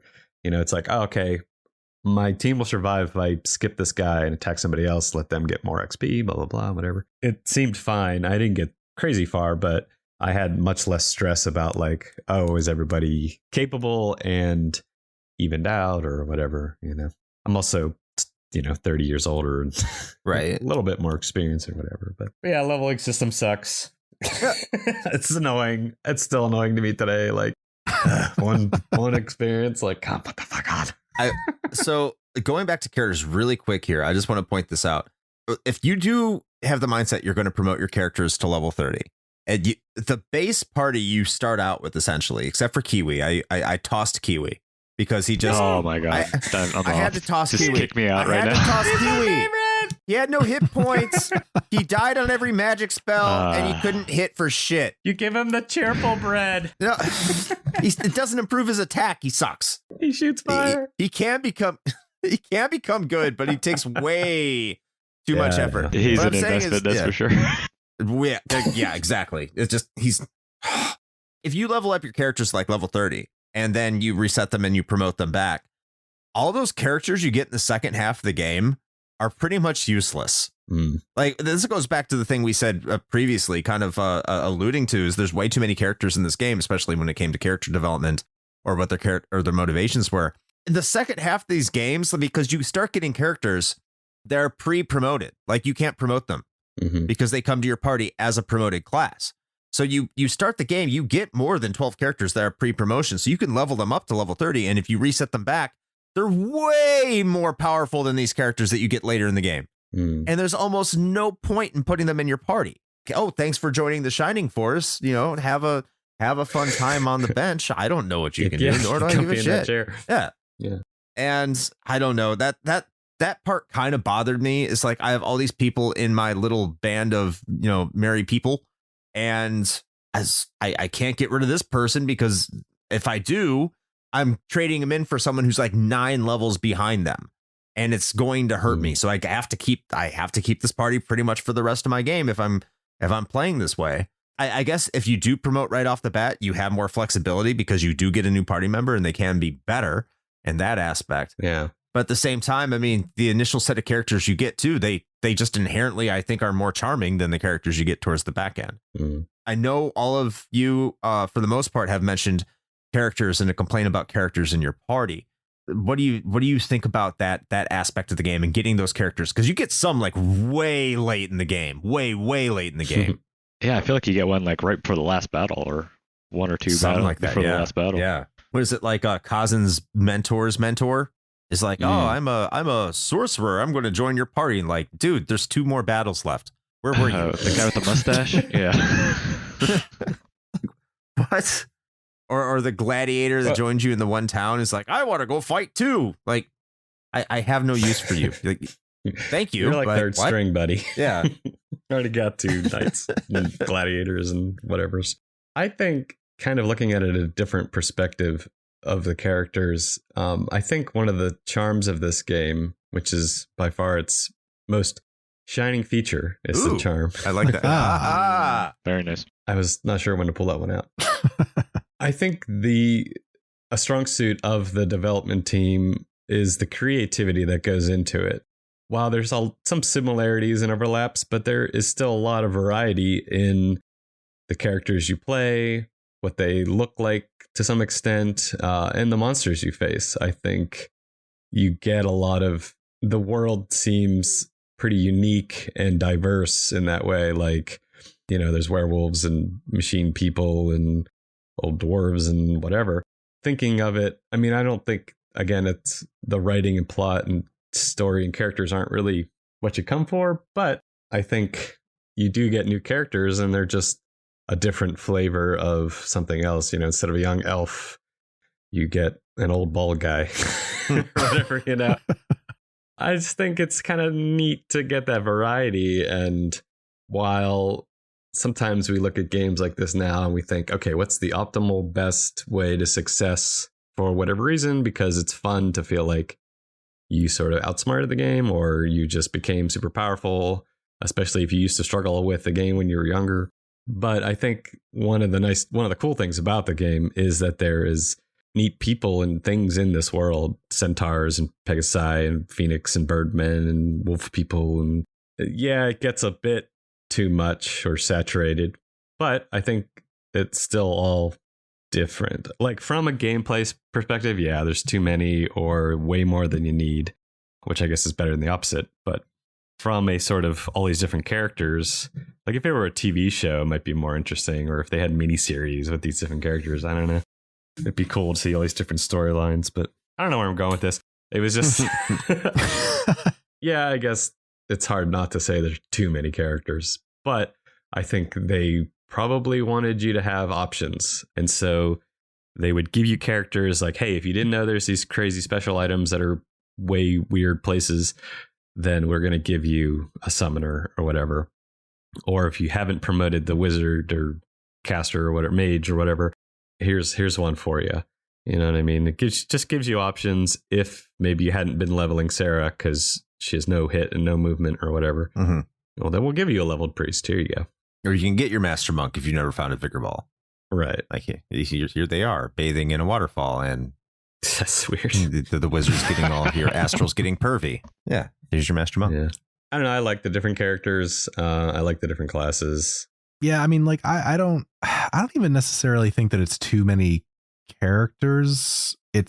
I think it's more of Chris's point, at least from my perspective, is that it's like it's too many characters that aren't really worth much. Yes. I think that might be more of the problem. Like I think having the flexibility is great because truth be told, if I liked the implementation of like, you know, the battle system and everything in this game a bit more, I could totally see myself replaying it and trying different party combinations. Like I was, you know, seeing people talking about like, oh, you know, I did like all knights and like archers or something, or, you know, not that you could do all, but you know what I mean? Like basically focusing on just like certain character types to see if it'll even work, you know? And I think some of that could be pretty viable. I don't know about the harder difficulties. Like 4 white mages.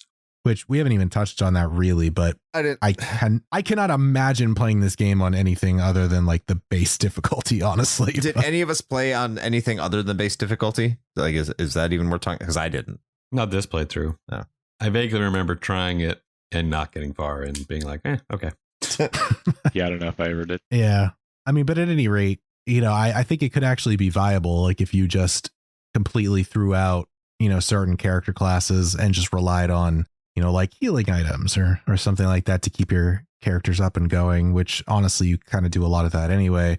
There's only so much healing you can do before you run out of mana in the first place. But so I do like that flexibility, like that they offer that to you with the pretty wide cast of characters that, you know, become available. Again, maybe a little bit of an implementation issue in that it didn't quite work out maybe the way that we had wanted it to, or perhaps even the way that they hoped. I mean, obviously a lot of this is conjecture. Yeah. I know we're getting long in the tooth here, but I just want to say I hate exploring the world map for what it's worth. I hate it. Yeah, Really? not great. I do. It's only in certain parts, like when you have to get into your little like conch shell looking thing and get onto the river and That's the caravan. Thank you. Whatever. It can get a bit irritating. It's not a deal breaker. It's a slight annoyance. I just wanted to bring I think that a up. lot of this comes down to probably their budget. I'm sure. I imagine they just couldn't, QA it the way games get QA'd now. So they didn't realize that the promotion system was a little bit broken, or that these characters that they put in actually didn't really become helpful or change the game that much. Mm-hmm. Or that they thought they would increase replayability or whatever by adding these difficulty levels instead of just having it one, solid experience. There's absolutely no way I'd know this, but I feel pretty confident that no one on the dev team, after they finished the game, made a new game on Ouch and played the whole way through and quality checked to see if it's still bounced and doable and or whatever. I'm sure I could be way off, but I'm sure they just increased the numbers in the program or however it works and thought, sweet, now they can play it 3 times. And I'm not saying that they were lazy or cynical or anything. I'm saying that they were constrained by their time and budget. Yeah. And were trying to get the most out of their game. And they did awesome job in a lot of places in this game. I agree. But Yes. a few areas did suffer as a consequence, probably. Mostly the script. Speaking of actually, this probably functions as a decent segue anyway, because it kind of counts for both. But one thing that I actually really, really liked about this, and it's kind of a minor thing, I guess, in the grand scheme of things, but I really appreciated the little battle cutscenes that you get every time you get an encounter. Like the way that was presented, where your characters basically almost look like D&D minifigs with like a little circular cutout of the ground underneath them and everything. Mm-hmm. Well, okay, I'm starting to bleed into it, so we'll get to that in a second. But suffice to say, as part of the gameplay, I really liked that. I thought it was a nice touch that even some other equivalent strategy RPGs did not do. You'd usually just see the animation happen on the overworld map and then you just move on. So I did like that was included. I do think it's a unique take. Yeah. Yeah, those animations are one of my favorite parts. I remember being blown away that when there was a ranged attack, that like it did that whoosh, and then like they went to another screen to the other character. Yeah, it's a nice touch. That was the best thing I'd ever seen in my life at that point, I think. That's incredible. That's the best thing you've seen. That blows me away. Because I have to say, I hate to say this. Oh God. But I think the graphics are just pretty blah. I mean, it's not they're bad. I think they're bad. I know, right? I know, shocker. They're typical RPG graphics from the era, because RPGs at that time were not known for their great graphical presentation. I like the animations, but it's still like for a game of its time, I don't know. It's the environments themselves were rather samey and rather bland.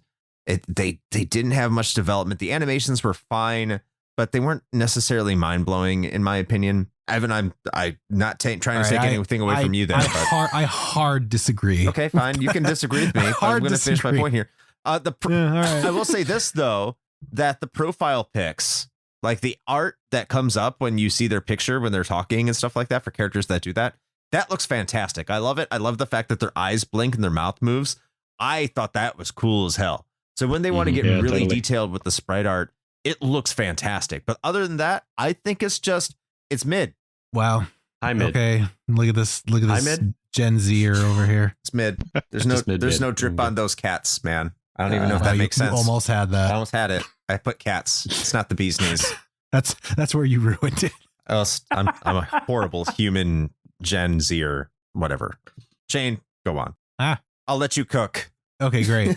No, actually, okay. I will agree with you only insofar as talking about the overworld. The overworld was fine. The part where I thought graphically this game stands out is the sprite work that goes into the character portraits. Yes, absolutely.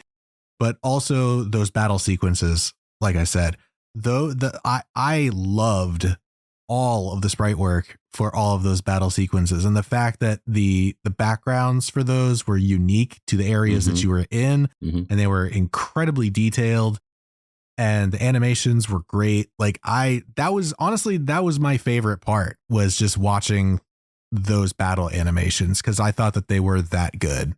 Okay. I remember the first time seeing the king, and it's the profile, like while he's talking, then he gets possessed, and the picture changes to his this like crazy demonic possessed old king, like shit in my pants, like just Yeah. like Yeah. the shift and like the oh my god, that's so cool. Yeah. It's like scary Bilbo. I do love the art style on top of it. Not just the way that the character portraits are made with sprite work, which is impressive, but just the art style that accompanies it. Mhm. It's perfect. It's so delightful and cheery and scary. It is creepy. The king of what? It's not Grand Seal. That's where you're from, but the other kingdom, like Oh right. Parmesia. yeah, whatever it is. Like when they change it, like you said, when he becomes possessed, like he looks like a genuinely scary character. I love this art style. It's that I love with all my heart. I think it's fantastic. I'm very upset it kind of went away over the years. But I'll give you that, like, again, the overworld is not great. Like, even like the little animations, like, I don't even know if you can call it that, where like the sprite just like moves back and forth rather to like shove somebody. Like, it's all Yeah. it does, like, Oh, right. When they roll or fall down, they always go. They love that little jiggle back and forth. Yeah. Right. That now you just reminded me of that. There was that one point. Actually, so that first time you meet the fairy, and there's the character that's like laying down. So if you go and check him out, then you discover the fairy. all right. I was totally thrown by that, because they phoned in that laying down sprite where it's literally just a standing sprite, but it's just rotated. And so like I thought the game was bugged, and I was like, why is that dude standing on the side? And then I finally went over there and I was like, oh, he's lying down. Okay. Yeah, he's not. Yeah. Yeah, like I said, it's mid. It has its problems. Well, I'm glad. they more than made up for it with Okay. the sprite work, Yes. in my opinion. Well, okay. I'll accept your apology. Yeah, the overworld and things like that. Again, I would venture to say budget, just easier to copy paste. You know, Agreed. How many different grass textures you need? You know, great character design. There were some things I remember being a little disappointed. Like Sarah's portrait's really cool, but then when she goes into battle, she just has a hood, and then you find out later when you get another priest that they look exactly the same, just color swap. So there were like minor nitpicks that I always had. Yeah. But again, they had to stretch what they could or get the most bang for their buck out of one design. Yeah, definitely the animations were based more off of class rather than the character themselves. Right. I don't want to say it's disappointing, because there's like a million different characters, so it's understandable. Yeah. But like you'd be like, oh, Sarah looks like this blue-haired elf girl, and then you see her in battle, and it's like, oh, okay, that's how she looks. And then you get another priest, and it's like they look the same. Yeah. So I can understand a little bit of disappointment there. I think Peter is also my candidate for best glow up Yes. in this game. Yes. Because he goes from being like the derpiest Phoenix to like actually looking pretty cool. Yeah.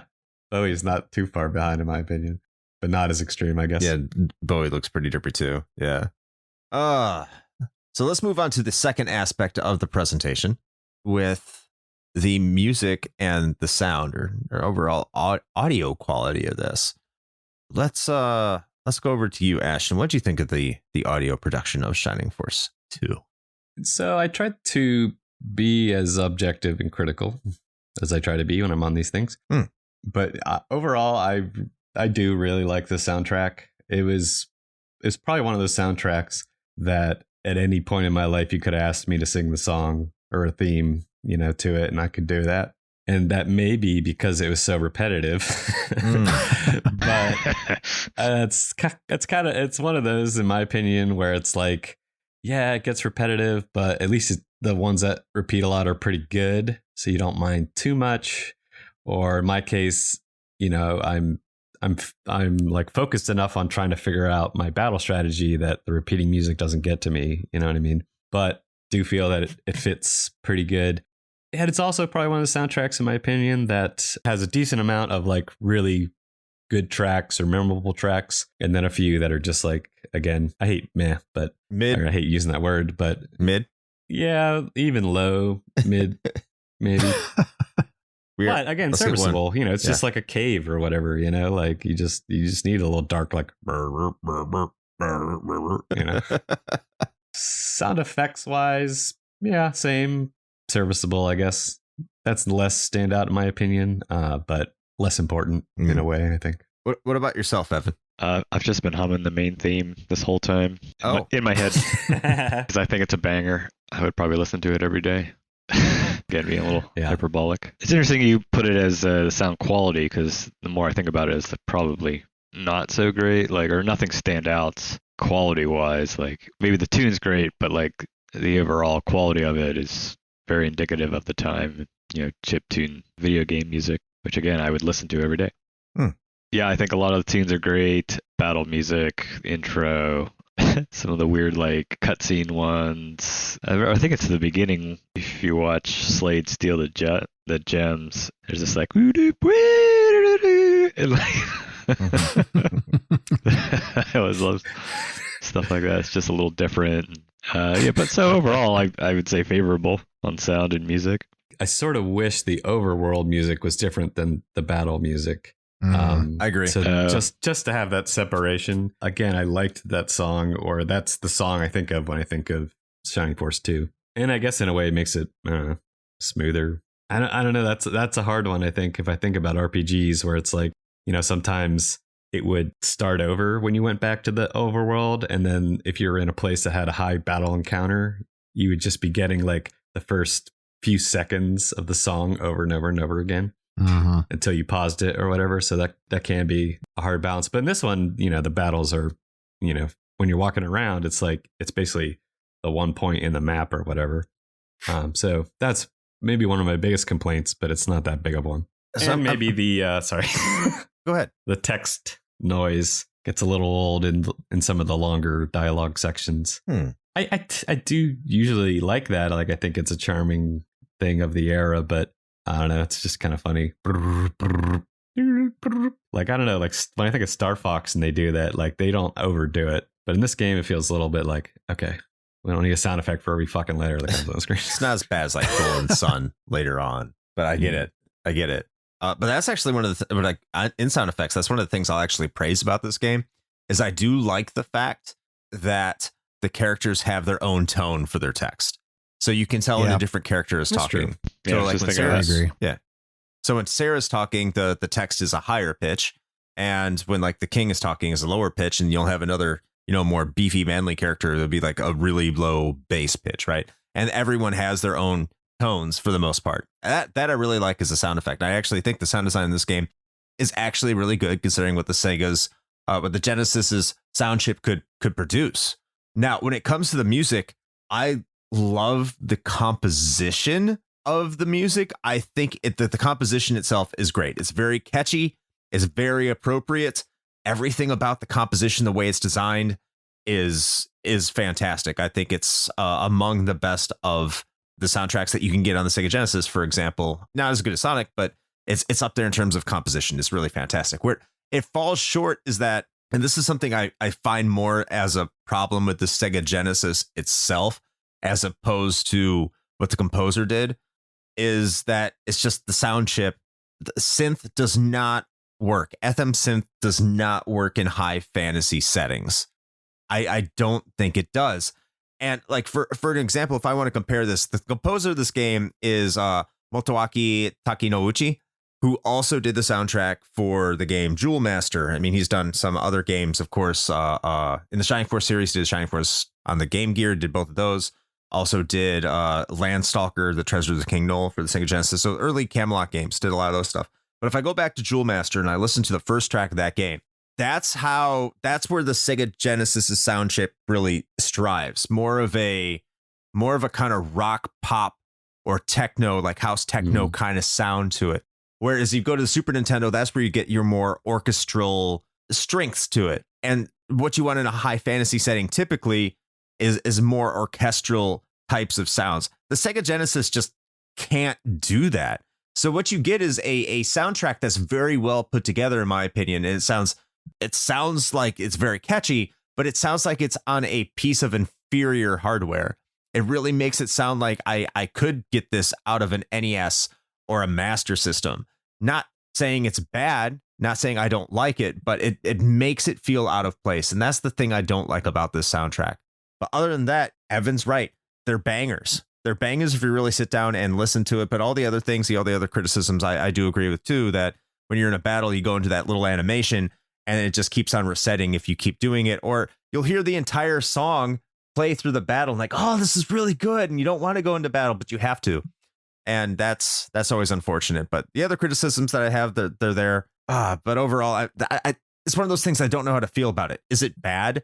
No, but it's not really a fault of the game, if you know what I mean. It's more of the fault on the hardware, which kind of sucks because there's a lot there.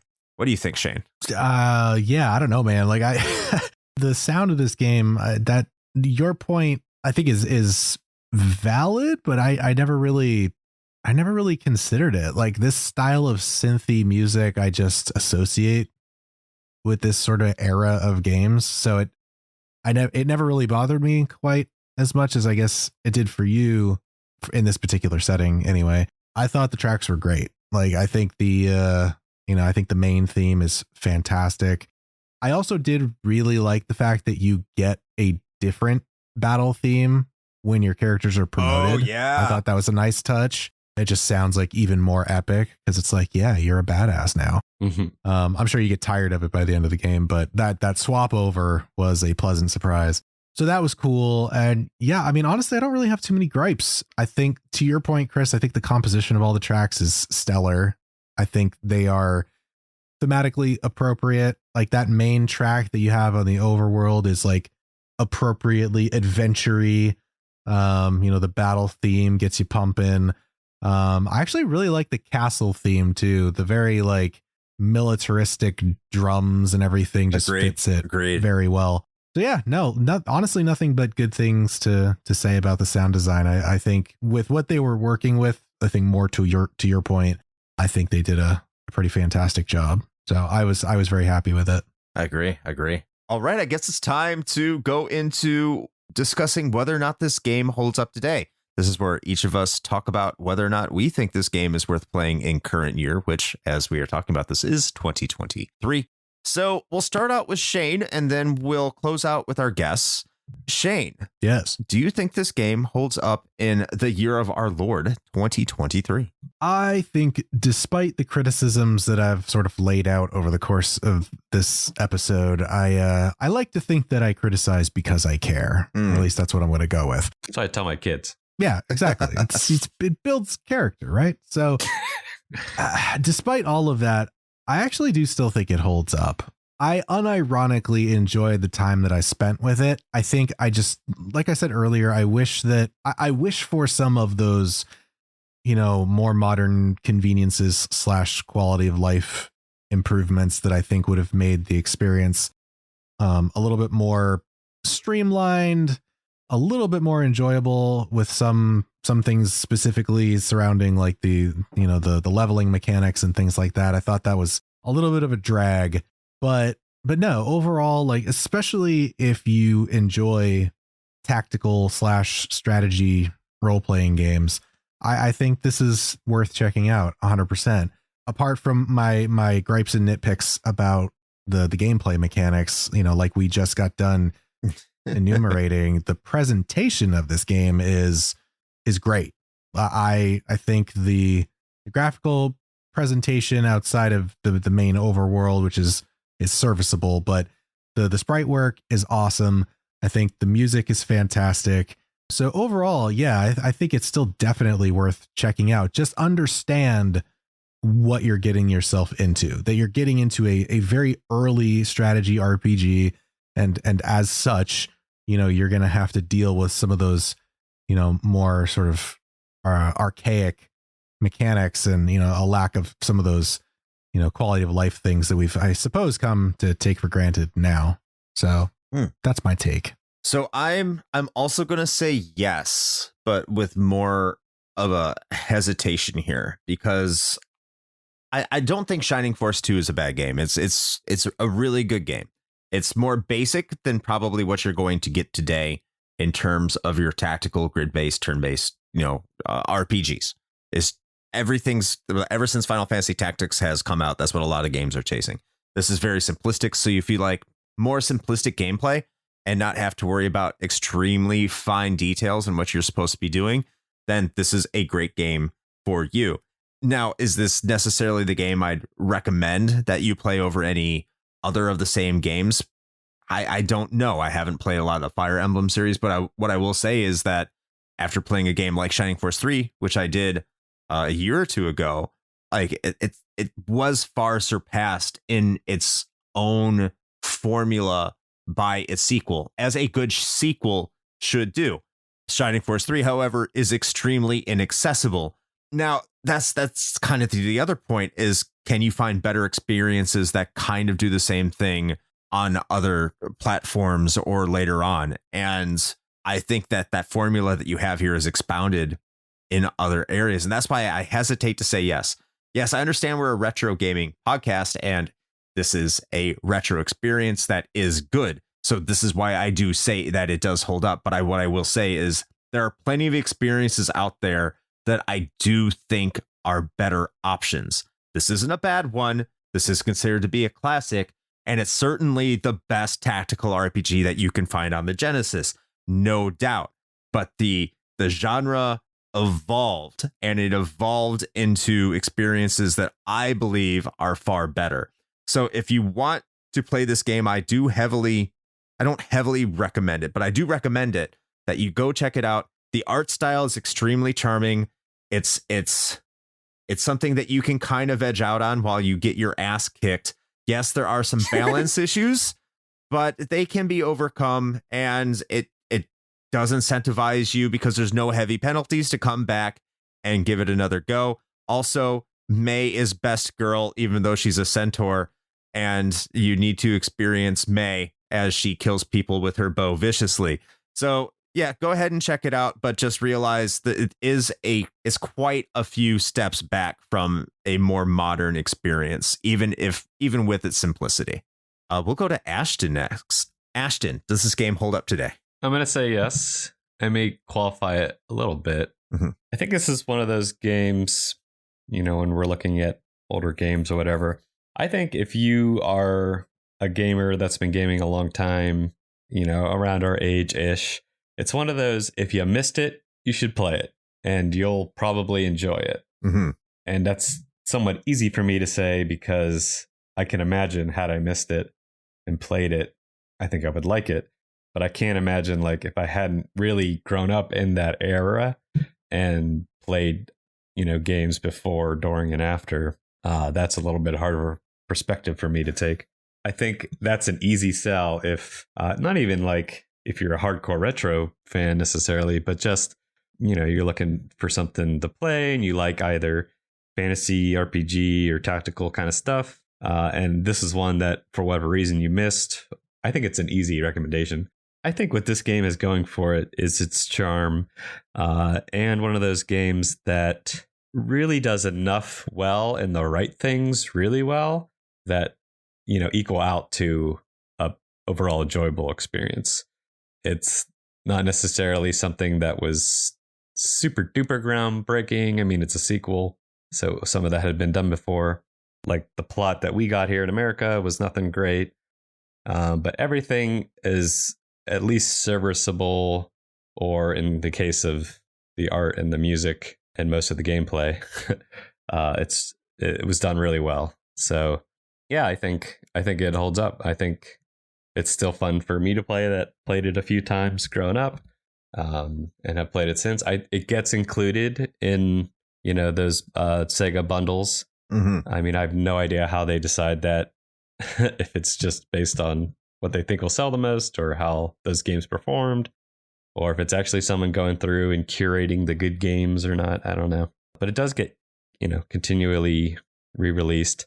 In the series continued on. So I think at this point that series and these kinds of games were on an upward trajectory. So I think you can enjoy it because it was going in the right direction, if nothing else. If that makes sense. I think so. How about you, Evan? How about you close it out and let us know if you think this game holds up today? I think it does. No qualification. No.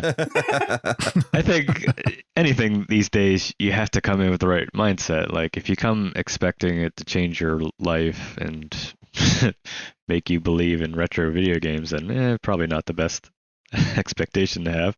But if you come in knowing it's an older game and it's not going to have all of the quality of life that we have now, then and knowing you might have to grind some or whatever we had to do back in the day. Back in my day, but I think it still holds up like everyone's been saying. Like it's got a lot of good things going for it. The graphics, it's got May. So yes. What else? There you go. It's got May. That's all you need. It has May. Because she's a centaur. There's a select portion of our community that will appreciate that comment. Nice. Half centaur, all bay. All bay. That's right. May is bay. All right. Well, I suppose that about wraps it for our discussion of Shining Force 2. I assumed that this one's going to be a little bit more of a protracted conversation, not only because we have 4 people with us today, but also there was just a lot to cover. So, but I think overall we had a pretty good chat. First and foremost, I of course want to thank our most esteemed guests, Ashton and Evan. Thank you very much for joining us on the show. It was a pleasure. Yeah, I was glad to be here. It was a lot of fun, guys. Thanks for having me. Thank you. And I'm always around, just waiting by the phone. Editor extraordinaire. But you never call. And I suppose, I'll put this out to both of you. We typically like to ask our guests if there's anything that they would like to plug and or promote here on the show. So, we'll start with Ashton. Obviously, besides this fine piece of entertainment, is there anything else that you'd like to put out to the people at home? No, as far as content creation, I'm pretty much just behind the scenes these days. I like our little retro gaming community and how we all sort of combine forces and help each other out. So there's lots of great shows. Join a Discord or 2, a Patreon or 3. Awesome. All right. Awesome. And Evan, what about you? Is there anything that you'd like to put out there? Yeah, I'm not much for putting anything on the internet these days. Probably a safe bet. If you're in the Pittsburgh area and need a massage, stressless massage. Good to know. Yeah, you can cut that. Free publicity. No, I'm just happy to be here and be a part of the show. Awesome. Well, like we said, we really appreciated you jumping in. It's always great to get different perspectives on these games. So your input was very valuable. So thank you. Different input, same voice. That's our slogan. Nice. Better trademark that now. Well, as far as we are concerned, if you are listening to this right now, then that means you have already found us. So you've done the hard part. So congratulations and hello. Welcome. We're glad that you're here. And we hope that you enjoyed this discussion. If you have not yet, please feel free to go and peruse the backlog. It is ever growing and slowly just consuming everything.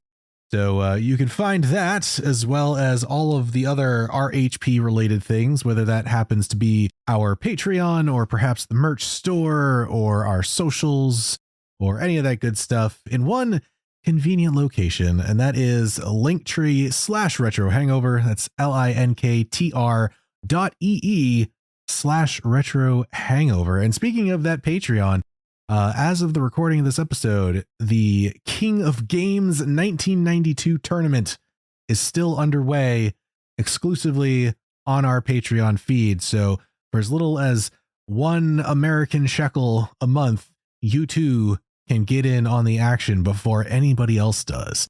So please feel free to consider that. And as far as the other things we got going on, I usually like to ask Chris to go about this one. So tell the folks what we do over on the Twitch. Before I do that, I do want to mention, just, capitalizing on that Patreon, this episode was chosen by our patrons to be our Patreon quarterly game of the month. It was suggested by Ashton. Thank you, Ashton. And yeah, this is the game that won. So if you want to vote on our games that we do once per quarter, head on over our Patreon, head on over to rhp.show/Patreon, and you too can vote on which games that we will do for the show.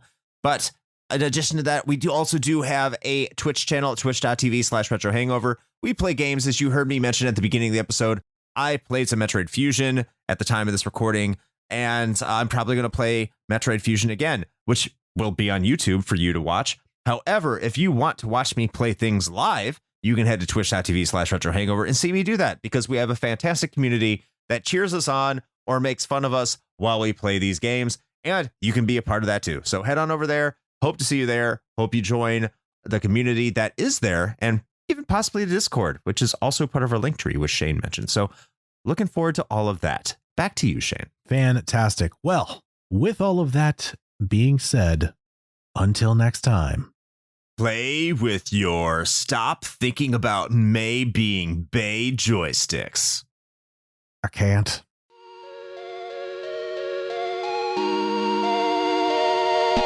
Shane here with a quick message. The one rule Chris and I have always gone by regarding advertisements is this: it has to be something we use and can personally vouch for. If you know me, you know I love coffee, and Bones Coffee Company has been my go-to for home brewing for quite some time now. Their small batch beans come in an impressive variety of flavors, like Mint Invaders from Chocolate Space, or Electric Unicorn, which I swear tastes exactly like Fruity Pebbles. And the best part? No added sugar or calories involved, just natural flavors infused right into the beans themselves. Build your own sample pack of 5 4-ounce bags to find out which flavors speak to you, or jump in head first with full 12-ounce bags. They've even got K-Cups. Step up your homebrew game with Bones Coffee by visiting bit.ly/RHPBones. That's bit.ly/RHPBONES.